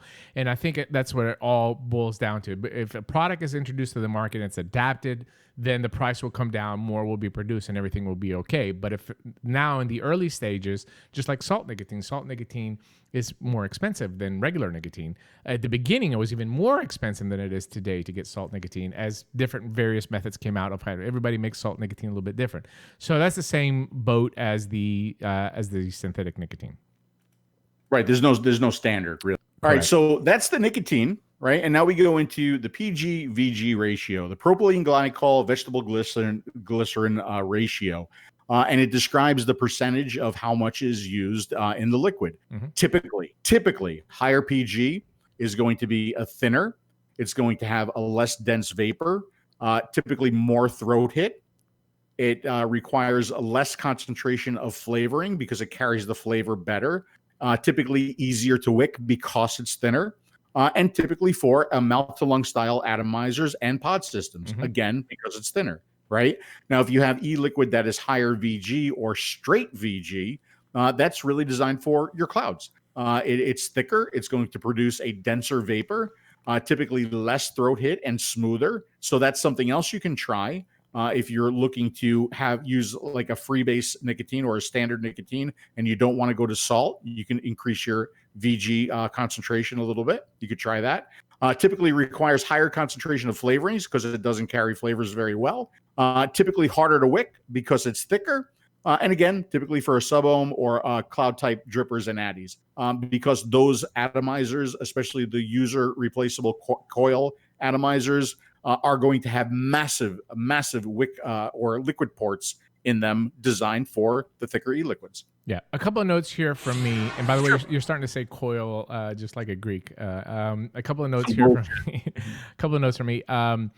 PG and VG are the two carriers. This is the carriers that we put in e-liquid to carry the flavors and bind everything together, right? So the different ratios that you're going to see basically adjust from throat hit to more vapor, and that's where the balance kind of falls, depending on your preference. Standardized today, most e-liquids will have the VG first and then the PG second. So if you look at a bottle that says 70-30, PG-VG, right? Excuse me, VG-PG. This is what that label says. 70% is VG and 30% is PG. That is the combination between the two. Usually when you're going to see a 70-30, that means you're going to get a little bit more vapor out of it and a little bit more smoother throat hit. As that drops down to a ratio, for example, 50-50, that's a good balance between vapor. It's what I vape. It's what Phil vapes. A good balance between vapor and throat hit combined together to give you that ideal, vaping situation. Those numbers, have not been standardized in this industry, which is very, very unfortunate after 10 years that we cannot come to an agreement when you're going to see it. But as a rule of thumb, generally when you see those numbers, first will be VG, second will be PG. And it didn't used to be like that, Phil. No, it absolutely did. PG, VG. On what ratio I'm talking about, I'll say after I give the ratio, I'll say what I mean. VG, PG. Yeah. Because back in the day, it was always PG, VG. But now it appears to be VG, PG. Very, very confusing, as you could imagine. Speaking of confusion, we're going to simplify it on this next slide here. All right. So let's talk about nic strength, right? So typically, how do we talk about nic strength? We talk about it in milligrams. So I'm giving an example here. A 12 milligram e-liquid you might also see it as a percentage, 1.2%, right? And that describes the amount of nicotine contained in the e-liquid. Now, everybody's different. Everybody's going to need their own nicotine level. To convert, you're going to need more nicotine. And I don't want you to think that less is better. That's not the case. Especially if you, in the process of reducing your nicotine, vape more e-liquid, because then you have more exposure, right? So it's actually, I think, and several, I think, people that I've talked to in the industry agree that if you vape higher nicotine strength and you vape less, that's better for you, right? So it's the nicotine strength and it's the experience of the device that is going to give you the best success. Nicotine, this is where Dimitri is supposed to play his little sound clip for nicotine. But it's interesting because you tend to self-titrate, right? You tend to, when you need more, you tend to vape some more. When you're good and you're happy, you tend to not vape, or you vape less. And if you're vaping too much and if you're getting too much nicotine, you're going to start to notice things. You're going to start to get dizzy or get a headache. You're over nicking, right? And that's the time when you need to slow down. D? Yes. And by the way, I see your questions and I see 214 online. We're going to get to you here in a little bit. I want to add here just a little tip. If you're going to go into a vape shop to try vaping for the first time, ask them to try various nicotine strengths. If they refuse, once again, turn around, walk out, and go find you a different vape shop as well, too. I think that experience is extremely important for somebody that is trying to convert, okay? If you're going to try a liquid at 3 milligram at a tasting bar, and number one, you would say, oh, it's a great flavor. Guess what? When you go home, you might not be satisfied. It's extremely important for you to experience the different levels depending on what you feel comfortable with. As Phil said, higher is better when you're starting off. But what is too high? Well, you can determine that in a vape shop if you ask them to try various nic strengths while you're experimenting with what setup you're going to get. Extremely, extremely important. You get that experience in a vape shop and not just a sale, right? So that's the tip that I wanted to put out there for the liquid. What's your recommendation for states where you can't do that? Yeah, I mean, it's unfortunate that that's happening right now in the United States, but order online and order a couple of various, strengths of nicotine. Again, it's something we used to do a lot before the vape shops came out. We experimented with that when we were ordering, 24 milligram or 18 milligram. We wanted to play around depending on how the equipment was coming out when we were changing our nicotine strengths. So if you can't try it out in a vape store, just order a couple small bottles from online and play around and try to find what makes you comfortable and what you can self-titrate your body depending on the pace of vape that you do throughout the day, depending once again on your job and your situation and where you're located. It's unfortunate it's happening, but the truth is that here in the United States, it's getting harder and harder to try out products. Yeah. All right. So I got an interesting email just the other day from somebody who said, I'm noticing something, Phil, and I don't get it. My coils aren't lasting as long. He goes, they don't last as long as they used to. What's going on? And I said, I bet you it's this. I bet you it's this. Go to the next slide. Sweeteners, right? Sweeteners are being used more and more in every e-liquid. And they gunk up coils, guys. They do. They gunk up coils. They reduce coil life, but they are very popular. Sweet e-liquids are popular. Why, I don't know, but that's the case. So you're seeing more and more sweeteners being used in e-liquid. Now, how much sweetener is really important. The less sweetener, the less coil gunk, but also e-liquids with a lot of sweetener tend to be made for higher wattage, higher temperatures, right? Because the higher temperatures are able to break down that sweetener and give you a good experience. Now, what happens is if you take that same sweetness level and you drop the wattage and you put it in a mouth to lung device and you try it, it's overwhelming. It's mouth coating. And again, I guess maybe some people like that. I'm not a huge fan of that. But this is a really interesting thing. I've tried e-liquids at shows using direct lung, higher wattage, higher temperatures that I've loved, and they would make a higher nicotine strength for me, a 12 milligram, and they would send it to me, same level of sweetener. And I hated it, right? Because again, overuse of sweetener. But if you're wondering why your coils aren't lasting as long, this is the trend. This is the trend that you're seeing in e-liquids, and it's definitely going to reduce coil life. Absolutely. It's something adapted within the industry for the vapors themselves, and this might be something that a smoker might not be able to determine right off the bat. If you quit smoking and then your palate kind of expands into vaping, it's a different situation. But at the beginning, this is why simple flavors are a little bit easier for you to get started. You start with tobacco flavor, and then the next week you're going to move up to a strawberry or something like that, something that's very, very simple, and then progress your way into adventurizing your palate a little bit more. I think one of the reasons why Europe is being very, very successful with conversions is that it's that in every country that me and Phil have traveled to in Europe, in the vape shop, we generally see this model. You want to quit smoking? 12 milligram in a 10 ml bottle of tobacco e-liquid with an open tank, like the Zenith, like the Aspire Nautilus. Easy, simple tanks that are easy to use with simple devices. It's the great starter combination, in my opinion, even today in 2020, with all the pods and everything else that's out there. I think one of the reasons why we find that success in Europe is because of that. Then immediately, it's only a 10 ml bottle in 3 days. They're going to come back. They want something different. They might try a simple cherry or a strawberry flavor. It's a gradual progression that really helps the smoker make the transition without overwhelming him with an extraordinary pastry, cherry, Danish top with donut cream. That sounds to us freaking delicious, but obviously somebody that smokes can't taste, right? Yeah.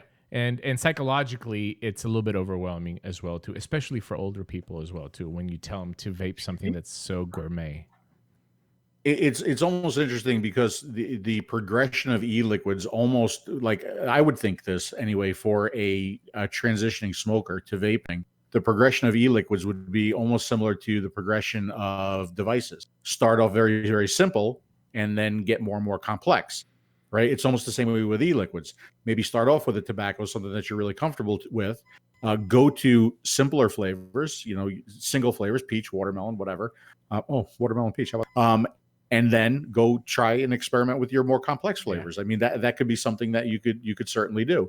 And it's a way that the e-liquid would parallel the device. But of course, go where you want to go, right? Go where you want to go. There's Paul Blamar put up a good question on Facebook. Hey, Paul, he's down in Australia. And in Australia, only 0 milligram liquids are allowed, right? And that's a very, very difficult transition for people to get. You must know somebody that vapes to get, to the point where you try out nicotine e-liquid.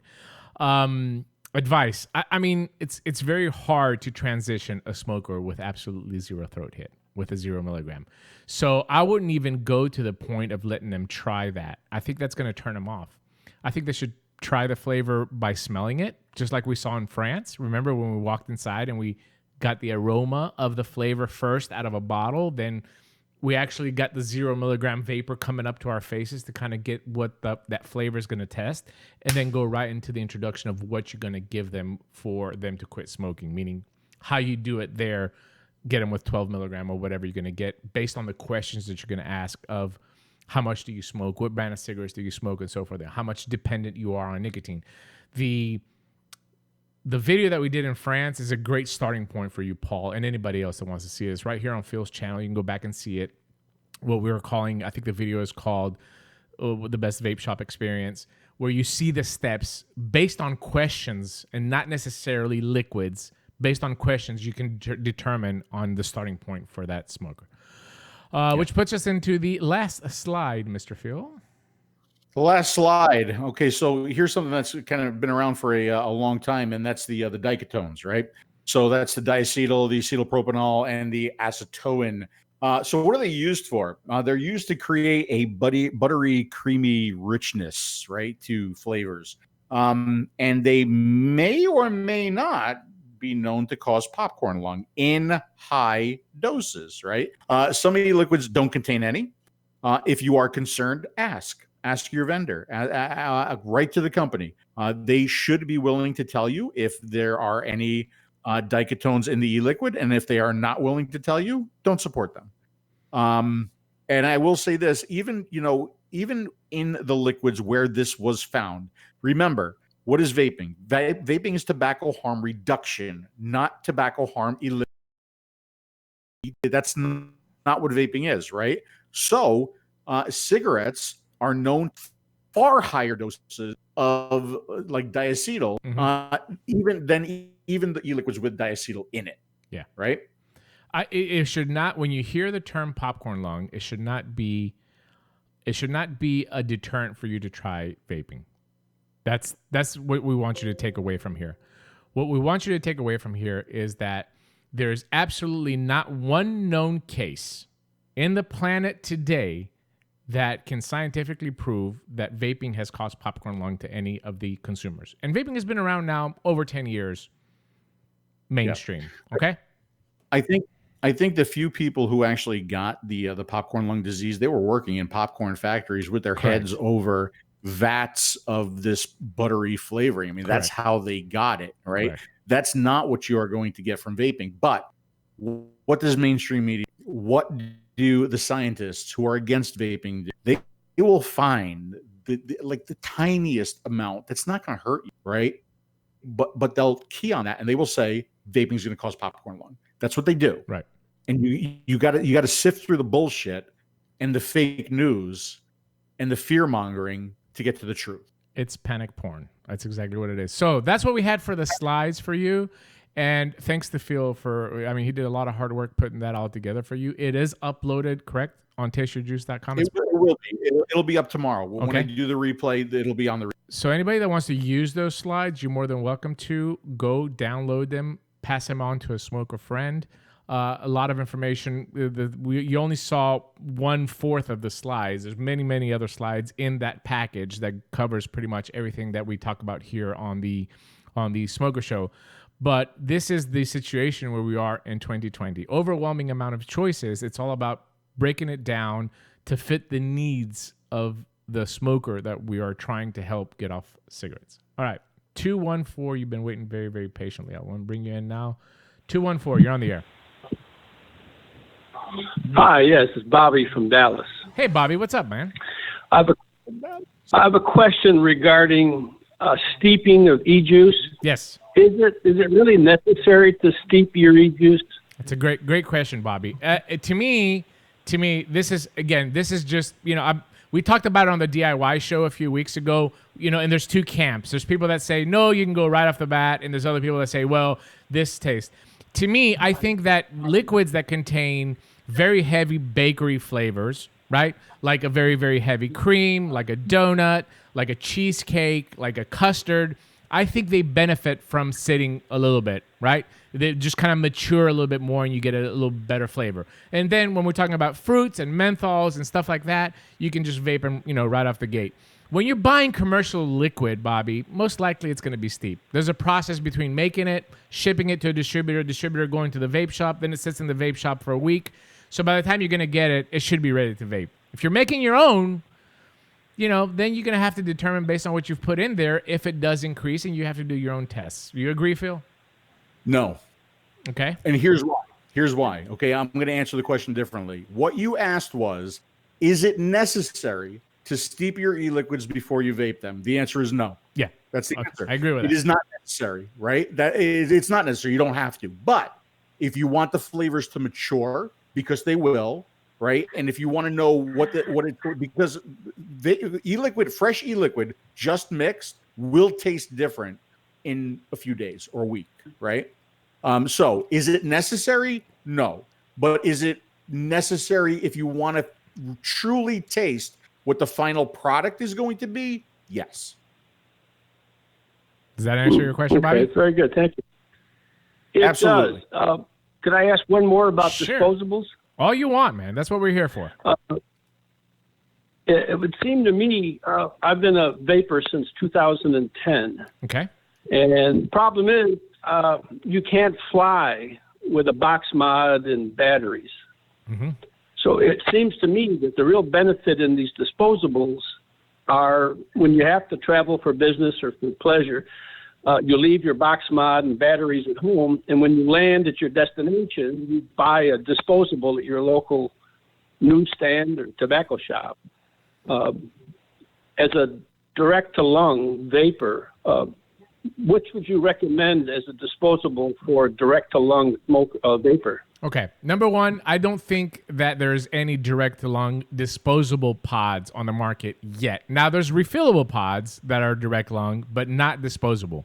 Number two, you can take your box mod. If you take your batteries out, put them in a nice little case, take your box mod in your tank and pack it all with you, meaning on the plane, you can't put it in your luggage. You're allowed to travel across the United States and internationally with them. Absolutely. But what I would do for you is I would put the batteries in a little plastic case or something for them to be protected. You know, they have this like, little square plastic cases. I don't know, Phil, if you can grab one quickly. I don't know where mine is. And you carry on bag? Yeah, you can carry it, but you need to carry it on your carry-on baggage in the plane. Separate. Okay. Yeah, I can tell you that I have Dimitri, as a long-time vapor, I've learned some new stuff tonight. Yeah. So I appreciate you guys. Yeah, here, let Phil fill you you. in here. Hold on a second, Bob. Go on. So Dimitri and I, we have traveled all over the world, and I can tell you that I bring tons of vape gear with me, right? So what I do is with anything with a removable battery, I take the battery out, I put it in one of these little boxes here, right? Because you want to make sure that the batteries aren't loose, right? Because the last thing you want to do is cause a fire on a plane, you'll be the enemy of all vapors everywhere. Bobby on the news is not good news. That's all. Yeah, you don't want to. So do use a battery box or a battery condom or something. Make sure you keep your batteries very, very safe. As long as your lithium-ion batteries are with you in your carry-on, they're fine, right?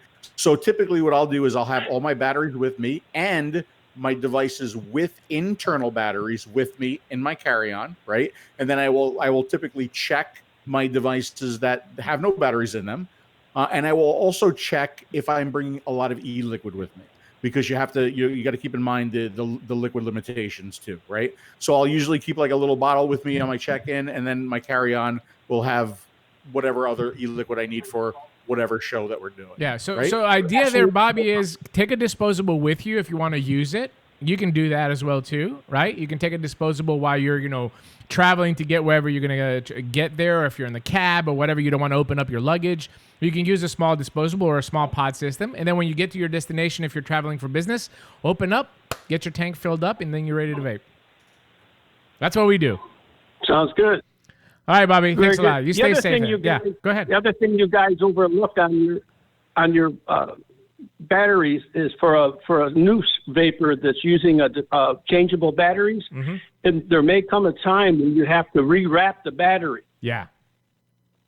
Yes, you're right. That's why we don't recommend them for new vapors. The fact about rewrapping your battery. Thank you, guys. Thank you. I appreciate it. Listen, he's absolutely right. Yeah, go ahead, Phil. Not only is he absolutely right, and something that we should have mentioned, but we also should have mentioned battery safety in that section, and we didn't. Shame on us. Yeah, well, we did mention that you should understand the laws of batteries. You should check out 𝗏𝗡. We did. We mentioned it a lot, but this is why we don't recommend them to new vapors until they get the hang of vaping. 731. You've been waiting patiently as well too. 731. You're on the air. Hey, this is Tennessee Gardner, by the way. Hey, Tennessee, what's up? I had a few opinions, and I was just saying, how you said earlier about you shouldn't be recommended a 𝗪𝗪 in the beginning. Mm-hmm. Well, I believe if the new vapor wants to dive into that, the shop owner should at least teach him the Ohm's law and how to use it properly instead of just recommending it outright. Okay. That's certainly your opinion, Also, and we certainly respect it. I disagree with it, but that's the beauty of having a good adult conversation. Now, another thing, I noticed that you guys talk about a lot of different subjects on this show. Is there any time you're going to be bringing up like temperature control or anything like that? We actually did an episode on temperature control. I was in New Jersey. I did that from my parents' house, and it was poorly done. The connection wasn't very good. If you download the slides, the slides do contain the information that we presented in that show. But if you're asking, that is potentially something that we could revisit. I don't understand. I don't see why not. I think that we can definitely get into that at one of the episodes and combine it with something else. Because if you do 2 hours of temperature control, I'm going to hang myself from this ceiling over here. But yeah, absolutely. That's something that we definitely can explore in the future. Yes. And you know what's interesting that he even brings up temperature control? I'm going to tell you why. Is because in the last couple of weeks, I've gotten at least 5 to 6 emails from people asking me about temperature control. And what I'm thinking is maybe because with COVID and everybody's like sitting inside, they're starting to look through the other features of their mod and they're like, hey, let me try temperature control, which is certainly a possibility. But yeah, all of a sudden, like I'm getting an influx of questions about temperature control. So maybe it's something we talk about. Absolutely, Tennessee. You staying safe? Are you COVID safe? One of those people that emailed you. Hey, are you staying COVID safe? You okay? Yeah, I'm fine. Good. All right, man. We appreciate you calling in. I appreciate it. Thank you. All right, take care. Let me just answer a couple of questions. We're running out of time quickly, Phil. We just a lot of stuff to cover. Let me answer some questions. Is the Innokin 𝗧𝗀 1 ohm gold color made for MTL because the hole in center is humongous compared to the 0.5 𝗧𝗀? No. The 1 ohm is made for restricted direct lung. That's why it's gold versus the chrome, all the other lineup of the 𝗧𝗀s. All the chrome ones are 𝗪𝗲 lung. The gold one, the 1 ohm, is for restricted direct lung, and it says it directly on the box. If you look at the box, it says made for restricted direct lung. And you also get a warm MTL vape if you can get into a tank to really cut down the airflow that goes with it. Anything you want to add there, Phil? What he said. I've got the Zenith Pro. It's great, but when I close the AC off to fill up, some comes out when I open AC. The airflow control. I was like her air conditioning. You opening your air conditioning to fill your tank? Why? It shouldn't. So something is wrong with your O-rings because the Zenith Pro does have the auto shut off feature inside. So when I open up this tank to fill it, it automatically shuts down the liquid ports inside. So something is in your seals, top to bottom. One of your O-rings is not positioned correctly. If you have any leaks with any of the Zenith tanks, is generally something is wrong with your O-rings. I'll just add this. Keep in mind when it is open, it does seal the liquid port. It is not a perfect seal of the liquid port. So if you open it and you leave it sitting, right, it's not a perfect seal, so it's going to start to leak, right? Yes. So I mean, it's designed to open it, fill it, close it again. So if you're opening it, filling it, and closing it again, and it's still leaking, got a problem. Yes. And last question, Dimitri, are you still on the tea flavor? You know, I've vaped mentholated green peach tea for 3 years. Over the 3 years, right, Phil? I mean, it was a long time. I do not vape it anymore. I'm still mentholated, but I don't. It's one of these experiences that we've talked about on the show multiple times. It's like something kicks into your mouth. It's happened to me in the past with other e-liquids. It happened to me with green peach tea. I woke up one day, it didn't taste good to me. It just didn't. Yeah. So you know, I could name like a bunch of e-liquids. Yeah. Tribute is one that comes to mind that all of a sudden I just didn't like it anymore for whatever reason, right? But I still to this day order Delaware Vapors green peach tea, not mentholated. Yeah. Dimitri liked I always point in the wrong direction. Dimitri liked the mentholated stuff. I never did, right? Yeah. But still love this juice. Still buy it. Still vape. I'm vaping 3 mentholated e-liquids right now, so I have. Cool citrus in the Andrew, throw a super chat up there. Oh, yeah. Is he here? All right. So I'm vaping menthol citrus from the unsalted line in my Z50. I'm vaping a sublime. This is from Nicotine, which is like a mojito that's very, very heavy mentholated. And I'm vaping the DIY that I made, which is like a tropical pineapple citrus with very, very heavy menthol in it. So all three of my mouth-to-lung setups are still mentholated. Look at my. I need to make some more of that pina colada. Look at it. That's all I got left. Did you make that? No. I got to make more for myself. You need to get on it. All right, let me get this here and take a quick break, and we're gonna be right back. Hello, my fellow vapors. I am the Vaping Greek. Hey, folks, 𝗃𝗍𝗪𝗏. We're going to show you in 60 seconds or less all the changes and new features of the 𝗬𝗟𝗔𝗬𝗟. Let's get started. Number 1. New top cap with a better seal and now removable to change the silicone fill port. Number 2. A child-proof cap that will also prevent the top from opening in your pocket. Number 3. Now available in the original 24mm 5mm version and now the 22mm 2mm version. Number 4. Added clickable detents and a 0.8mm air hole for a tighter, proper mouth-to-lung draw and better seals. Number 5. Enclose the liquid channels with belt threading for easier wick placement. But wait, there's more! The new cross airflow control gives you full adjustability of air velocity and draw tightness. No inserts needed. Giving you endless fine-tuning possibilities without removing the coil. That's it. We hope you love the new 𝗬𝗟𝗓 2, available May 15th. 𝗃𝗽𝗲𝗄𝗏. Grazie. Merci. Thank you. You know, we did. The reason why I played that, I mean, I know it kind of looks like a commercial, but it really is. The reason why I played that is because we actually shot this today. So we get this message from Innokin yesterday. We're getting ready to launch this thing, and we need this like 60-second video of talking about the 𝗬𝗟𝗓s and the changes between the original 𝗬𝗟𝗓s. So me and Phil get online and we literally draw up a script, and then we're timing ourselves with a timer trying to get it to 60 seconds. And it took forever. We recorded it somewhere. Maybe we'll make a funnies video of it at some point. But Phil kept screwing up one point. There's a point where he says we have a 5mm 24mm and a 2mm 22mm, and he screwed it up every time. Like he'd get there and he'd say, all right, we have a 5mm 22mm. I was like, why you keep screwing it up? It was really, really funny. But you did a really good job editing.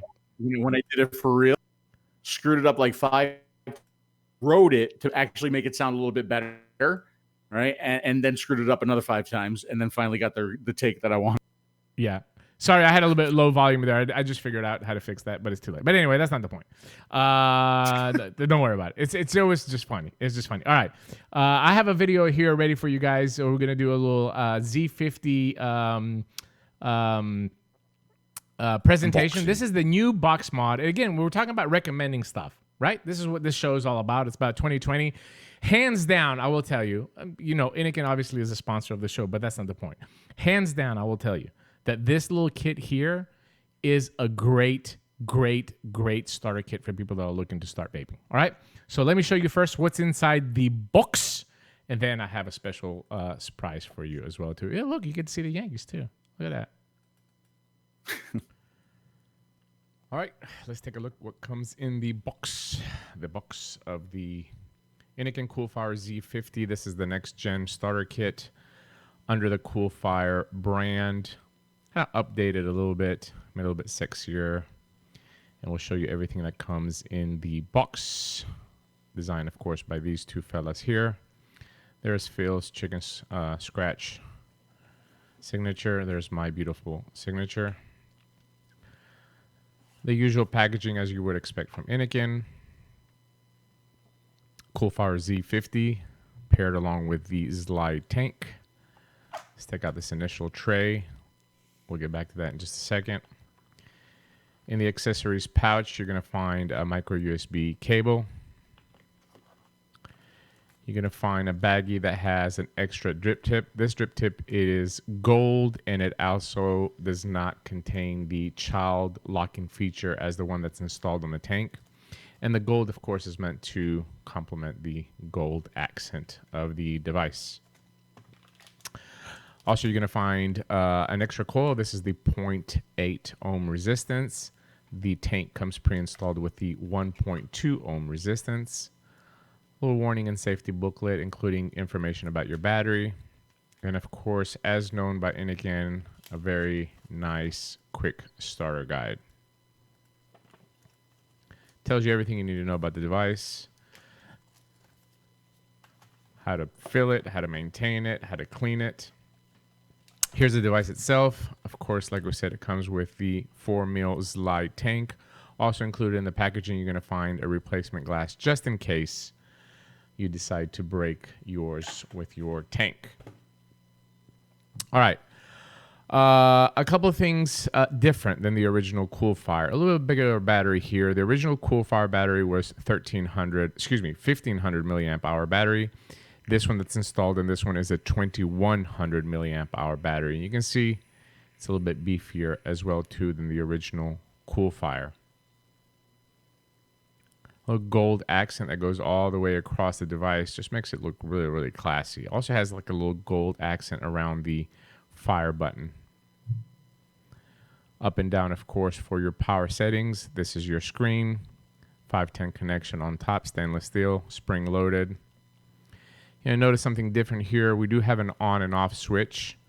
Just a quick and easy way to turn off your device. If you feel uncomfortable, putting it in your pocket or putting it in your purse, you can quickly turn it off from the bottom. You can also do it from the screen as well too. Turn it on, 1, 2, 3, just as usual with the Innokin products, and there's your screen, your wattage setting, up and down. All right, the slide. I mean, everybody knows about the slide now. This is a new color, this kind of a blue matte. We started doing it with the Innokin slide. It was very, very popular, and now we did it with this entire kit. I am going to use the 0.8 ohm coil because that's what I like with this particular liquid. I'm going to remove the 1.2 that comes pre-installed with it. I'm going to get some of this delicious cool citrus. Number 2 selling, apparently now. Unsalted lime. All right. A few drops down the middle. Just to get it primed, I like to put a couple here on the holes as well too. It just helps the liquid saturate the cotton faster. Take the coil, put it back into your device. Only one way. As soon as you turn it, you'll hear that little click. That means that the coil fell inside the channels. Now we can put the airflow back on and fill the tank. Remember that this is a child-proof lock. It won't open until we remove the drip tip. Slide it open. Gloop, gloop, gloop, gloop, gloop, gloop, gloop, gloop. Put your liquid inside.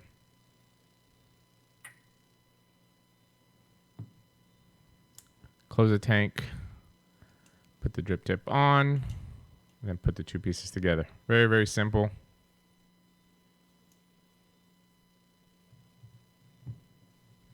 The Coolfire Z50. I have one of the original Coolfires here just for comparison to kind of give you the difference in size. Still small, but obviously because of the battery change, a little bit beefier setup. I'm also going to compare it to the 𝗀𝗵𝗄. There's a beep with a 4 ml tank next to it.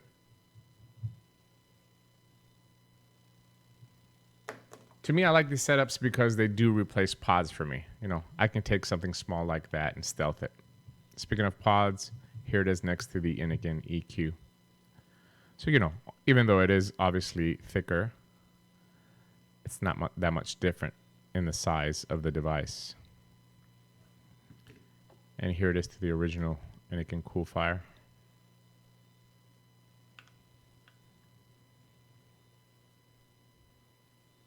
That's what comes in the box. And of course, here's some elegant colors that have launched with the product. We have it in pink, we have it in gunmetal, we have it in black, we have it in that blue, and of course in stainless steel. And I saw that question in the chat. This device goes up to 50 watts, hence why it's called the Z50 now, the Coolfire Z50. Yeah, I've got you muted. Go ahead. Go ahead. Phil. No, Z50. That's why we call it Z50. Oh, okay. Oh, sorry. Because it goes with 50 watts. Why Because do it we call goes Z? because it goes to because it takes the Z coils on the slide that's in there. Z50, of course. That's exactly what it's I was all gonna making think. sense That's to right. you. It's all making sense to you. By the way, I have 12 milligram of course cool citrus in mine, and it's just working fantastic. It's a great little starter kit for people to get started into vaping with a good satisfying setup that a lot of people don't think about when we're talking about designing devices and designing products to put onto the market. I think it's extremely important to have products like these for people to get started. Right, and it checks some of the boxes that we talked about when we were going through the slides too, right? So what does it check? Adjustability. So you're going to be able to tailor that airflow to what you like, right? But it's a mouth-to-lung draw, so it's going to be more cigarette-like. It's easy to fill, extremely easy to fill. It's got a child-proof cap on it. The coil replacement is easy and clean on it. Not a lot of tanks are like that. Some tanks you gotta rinse out, or you're using a lot of paper towel and you're getting a lot of e-liquid on your hands. That's not going to happen with the Zylight tank or the Zenith tank. A little shameless plug here. And it's adjustable, right? And it's simple adjustments, up, down. You can see the wattage on the screen. I think the only thing that would make it maybe a little bit better for a beginner is if it was just like a couple of settings instead of fully adjustable. But the fact that it is fully adjustable, it's going to work with more stuff, right? And give you something to go. And it's small, and we think it's attractive. So it really does check a lot of the boxes, and internal battery, right? So you're not messing with an external battery. So I think it does check a lot of the boxes for a beginner. That's why we're kind of calling it. We hope that it becomes like the starter kit. That's not a pod of 2020. And just to give you an idea, and I'm going to bring the call in, is immediately as soon as we announced this kit and sent it, this was pre-corona, one of the biggest chains, if not the biggest chain in the chain in the UK, the VPZ stores. They have over 150 stores. These are all stores that are dedicated, to conversions. They're not so much of as advanced vape stores, even though they have a lot of advanced product. Immediately ordered it. They just launched it today in all their stores in the UK as well too. So just a little plug for VPZ. 706. 706 is Georgia. 706, you're on the air. This is David Blackman. How are y'all doing? Hey, David. What's up, brother? Hey, David. How are you, David? I'm 90 I seconds. could be doing better. I could be doing worse. I was in the hospital for about a week. But I'm out in good spirits and all that, and all that sort of stuff. Kind of a slow recovery, but I'm going to make it. Good for you, David. I'm glad that you're recovering well. What's up? Guess what I'm vaping on? What are you vaping on? MVP5 Zenith Pro Watermelon Peach. 60 seconds. Wait, hold on. David, Why, do me a favor. Can you just say the e-liquid name one more time? Which liquid is it? Number one selling unsalted brand Watermelon Peach. And can I ask you a question, I'm David? gonna mute him. What do you think of the Watermelon Peach e-liquid? This is not a setup, by the way. Go ahead, please. What I think of it? Yeah. It's the best vape I've ever had. Oh, my God, David. David, block. I'm blocking the number right now. That's enough. I had enough of David. No, I'm just kidding, David. I need to try some of the other ones. I've just been so stuck on this. It's just ridiculous. It's okay, buddy. I'm just joking around, buddy. If you're happy with what you're vaping, that's all that matters, my friend. And really, the Zenith Pro with MVP is a 10 great setup. seconds. Ignore the British lady. The Zenith Pro is 5 meals. On the MVP, you get vape for days. You're good to go. That's all that matters, brother. Exactly. How are y'all doing in all this corona madness? Well, we're good, and Phil's going to be even better today because finally the product that I invented to help cure the corona and anxiety and panic attacks finally got to his house today. So we might do it on Facebook later live. I don't know because we're running out of time, but I'm so curious as to what this is, Yeah. and we should do it on Facebook. We should do it on Facebook tonight. Okay. Because you said you said it was coming today. It's killing me to find out what's in it. Yes. And I want to tell the story about what I thought was coming today. Okay, too. let's do it on Facebook. Tune in on Facebook after the show and join us. We're going to have fun. And David, thank you very much. You want to hear a real quick one of the biggest BS stories in the world? I cheated when I was in the hospital and vape. Yeah, go ahead. Just make it quick. I told them that my iPhone was hacked. Not hacked, but jailbroken, and that I use my mod as an antenna. I rebuilt this mod. I found an article, and I had to have the mod to use my iPhone. That's brilliant. That's great, man. That's great. That's fantastic, bro. If it works, it works, right? I love it. I love Exactly. it. I thank God that I had my Podin with me when I was in the French emergency room. I would not have gotten through that night without it, man. All right, David. Well, you have a wonderful evening over there in Northwest Georgia, my friend. I hope you get well soon, and we appreciate the support. Oh, thank you so much, man. Thanks, I brother. love y'all to death. Y'all be good. We love you too. All right, there you go, everybody. Thank you so much, Our David. good Appreciate friend you David. calling in. Thank you very much. We appreciate it. I got another little video here set up. It's really, really interesting because you're gonna laugh in this video. I know you're gonna sting me on this video, but I have to play it because what I did is I gave Connie the Z50 just to set it up by herself. Yeah. Right? Like just fill it and tell me. But I gave her the DIY liquid that I made for her to put into the tank. And that did not go over very, very well. Okay, you ready?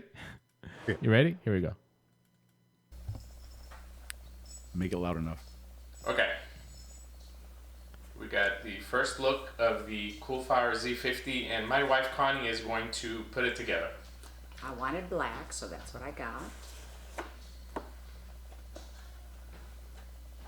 It's nice. It's nice black. It's more matte than shiny, but I'm still waiting, honestly, on a sparkly emerald green, if they could get that together. We'll get him on it right now. That's like... I'm on the phone with China right now. So I like the shine on this one thing, but anyways. So you're used to this light tank. That's the one that you use right now on your Adept. Yeah, it's right? like really with a very bunch of sharp. crayon on it. Yeah. I mean lipstick. Yeah. Yeah. So you know how to use that. Yes. Now you're taking out the 1.2 ohm coil because you prefer the 1.6 ohm coil, which we have over there. Yeah. Yeah, I don't care for the 1.2 right now. My favorite's 1.6. And she's actually going to try the DIY liquid I made for her, so she dies. It's all on me. It's a strawberry banana, 12 milligram. 12 milligram?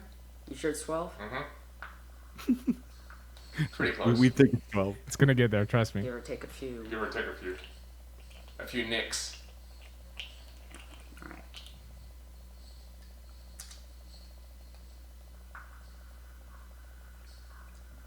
Come on, Connie, you could do it. Come on, go, Connie, Is this different? It's not as, It's push down and turn, just like the other one. yeah, it seems like it's stuck out more. I mean, just my, not like a... You'll be able to tell. When Yeah, I know, no, I mean, it's in. It's perfectly in, but, you know. That's what she said. That's what she said. Oh, that was loud. I'm sorry. I should have adjusted that audio on that one. Sorry, everybody. I had to listen to that. I like the Anybody who has headphones on. The Zenith, which is the turn. It blew my ears too. Yeah. Yeah. It's easier. Well, it's more of a love-hate. I mean, I like it. For some reason, this one right here was a little bit too loose, but we'll see how this one is. Like it easily opened. Does that make sense? Mm-hmm. I think after some use, maybe we gotta tighten down those little screws on top. That might be it. So yeah, Come I on. prefer this type of opening. Vape the damn juice, Connie. Come on. Yeah. Sorry, Kid Bass.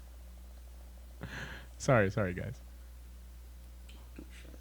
I had it up for the caller and I forgot it. This one has an on and off switch on the bottom. See if it's on and off. Oh, it's off. Okay. Oh, Yeah. Okay. All right. So.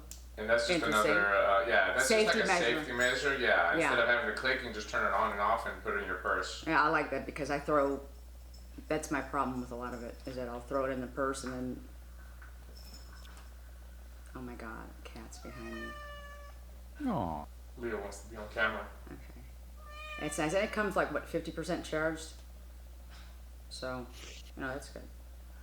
All right. Let me do it to there. How many watts have you had it set? I have it at 13.5. Okay.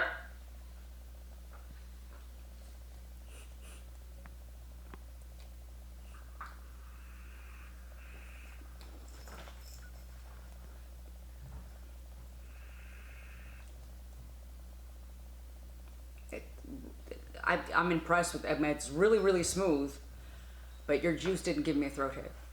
Really? Yeah. You know, I'm just going to pause it here real quick. Because as soon as you said that, I was like, holy shit. Like, I will not live this down from Phil at all. Please send me that clip. Please. Of course. Let me do that. Yeah. But I made it. That's okay. Connie, listen, Connie. I'll give you a throat hit, Connie. The taste is fine. And it's, you know, it's actually. Does it taste okay? It actually tastes okay. You know, I mean,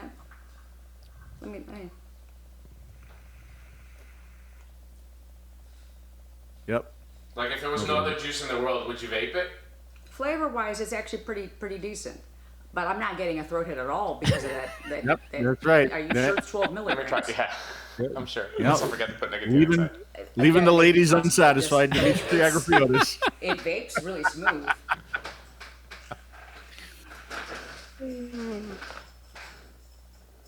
Yeah, it lacks a little bit on the throat hit. You're right about that. But it has nicotine in it. It does? All right, I'm going to put it up to 15. But I mean, from the first drag, it's easy, smooth, and I have it on. It's completely open. All airflow holes open.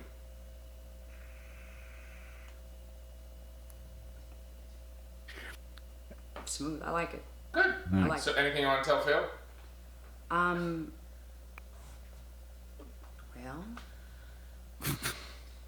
I know there's a lot of things you want to tell Phil. But yeah. Anything that we can say on camera? Oh, say hi to John for me. Oh! Poor Phil. It gets worse. He's gonna go kill himself after this video for sure. Well, don't get John dirty. So.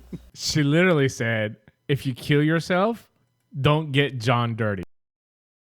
Inside the video. So there, all kidding aside, the reason Connie, hold on. Connie, listen, just trust me. Listen, Connie, he could have put the entire bottle of nicotine in there. Still not going to get a throat hit. Listen, there's two things that are bad here. Number one, that you're going to take that and use it. Number two is that I DIY'd that. So I let Jennifer down. I might have done something wrong in the calculation with nicotine. But I tried it as well too. It did lack throat hit. But I did make it 70-30 for her. I didn't make it because that's generally what that strawberry banana that she used to vape was. So that might be as well too. So I'm going to try it 50-50 and just double check the calculation for throat hit. But I agree with her. It was not. It could also be the nicotine. You know, some nicotine just vape smoother than others. You know. But yeah, I got to try making some more of this 𝗃𝗫 𝗀𝗃. So I'll see if I get throat hit. Yeah. But it was easy to put together. Now she's going to take it and work with it for the rest of the week, and then we're going to see if we're going to get a kind of guarantee on it. Two things that I want to bring up. Number one, obviously, she was able to put the kit together, which is very, very important. Number two, she said something there that's very, very important. She's almost a 10-year vapor like us, and she always runs into this issue. Even devices that lock when you put it in the purse, sometimes when they hit other stuff inside, she's had multiple times that this has happened where her device does turn on and then it hits something and it burns her coil. So she really likes that feature that you could just completely turn it off from the switch on there and just throw it into your purse and not worry about.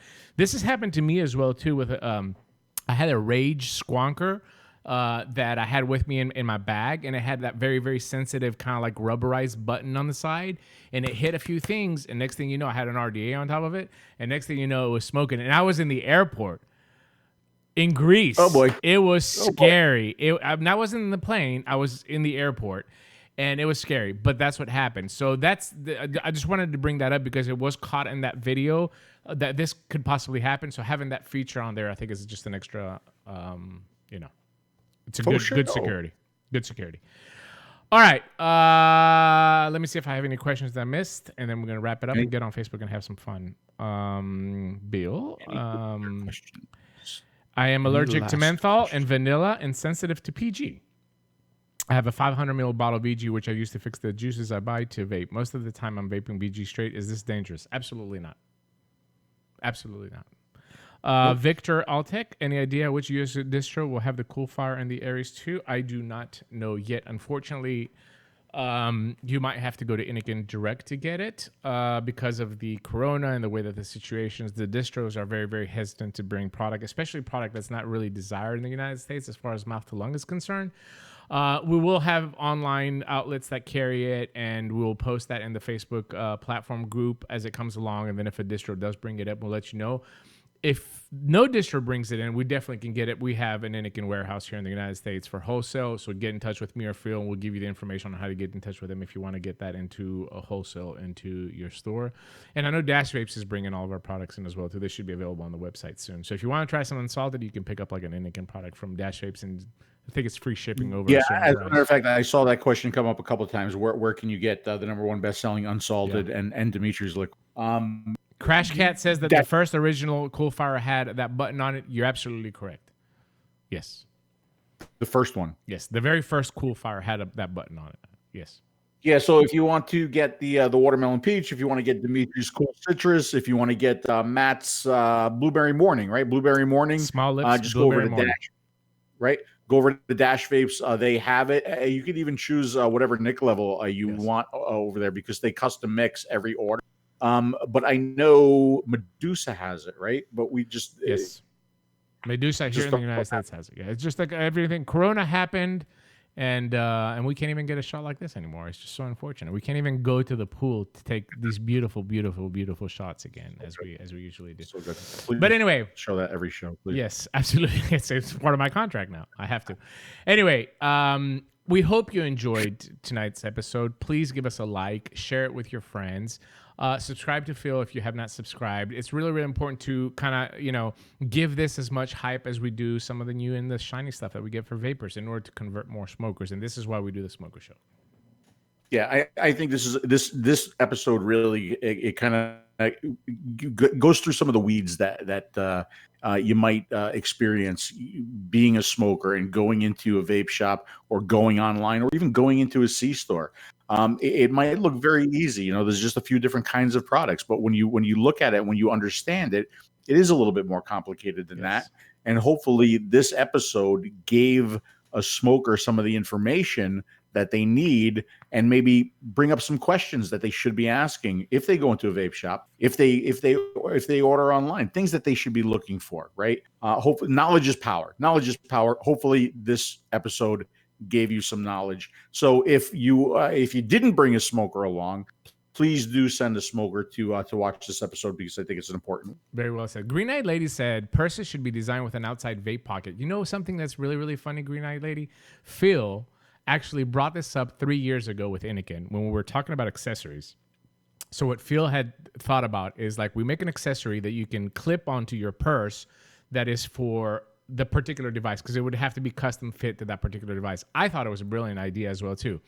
Unfortunately, China didn't think yet that it's a brilliant idea, but because you got to think about demand, manufacturing, and all that. But I agree with you, Green-Eyed Lady. This should be outside pockets, but instead of throwing it into your purse, if you had something that was clip on, like a nice little case, you put your device inside. I think that would be really, who knows? Maybe one day we'll see it, or maybe somebody will just steal this idea and just make it tomorrow in China and have it available here in 8 business days. Anyway, thank you so much for watching. I already have.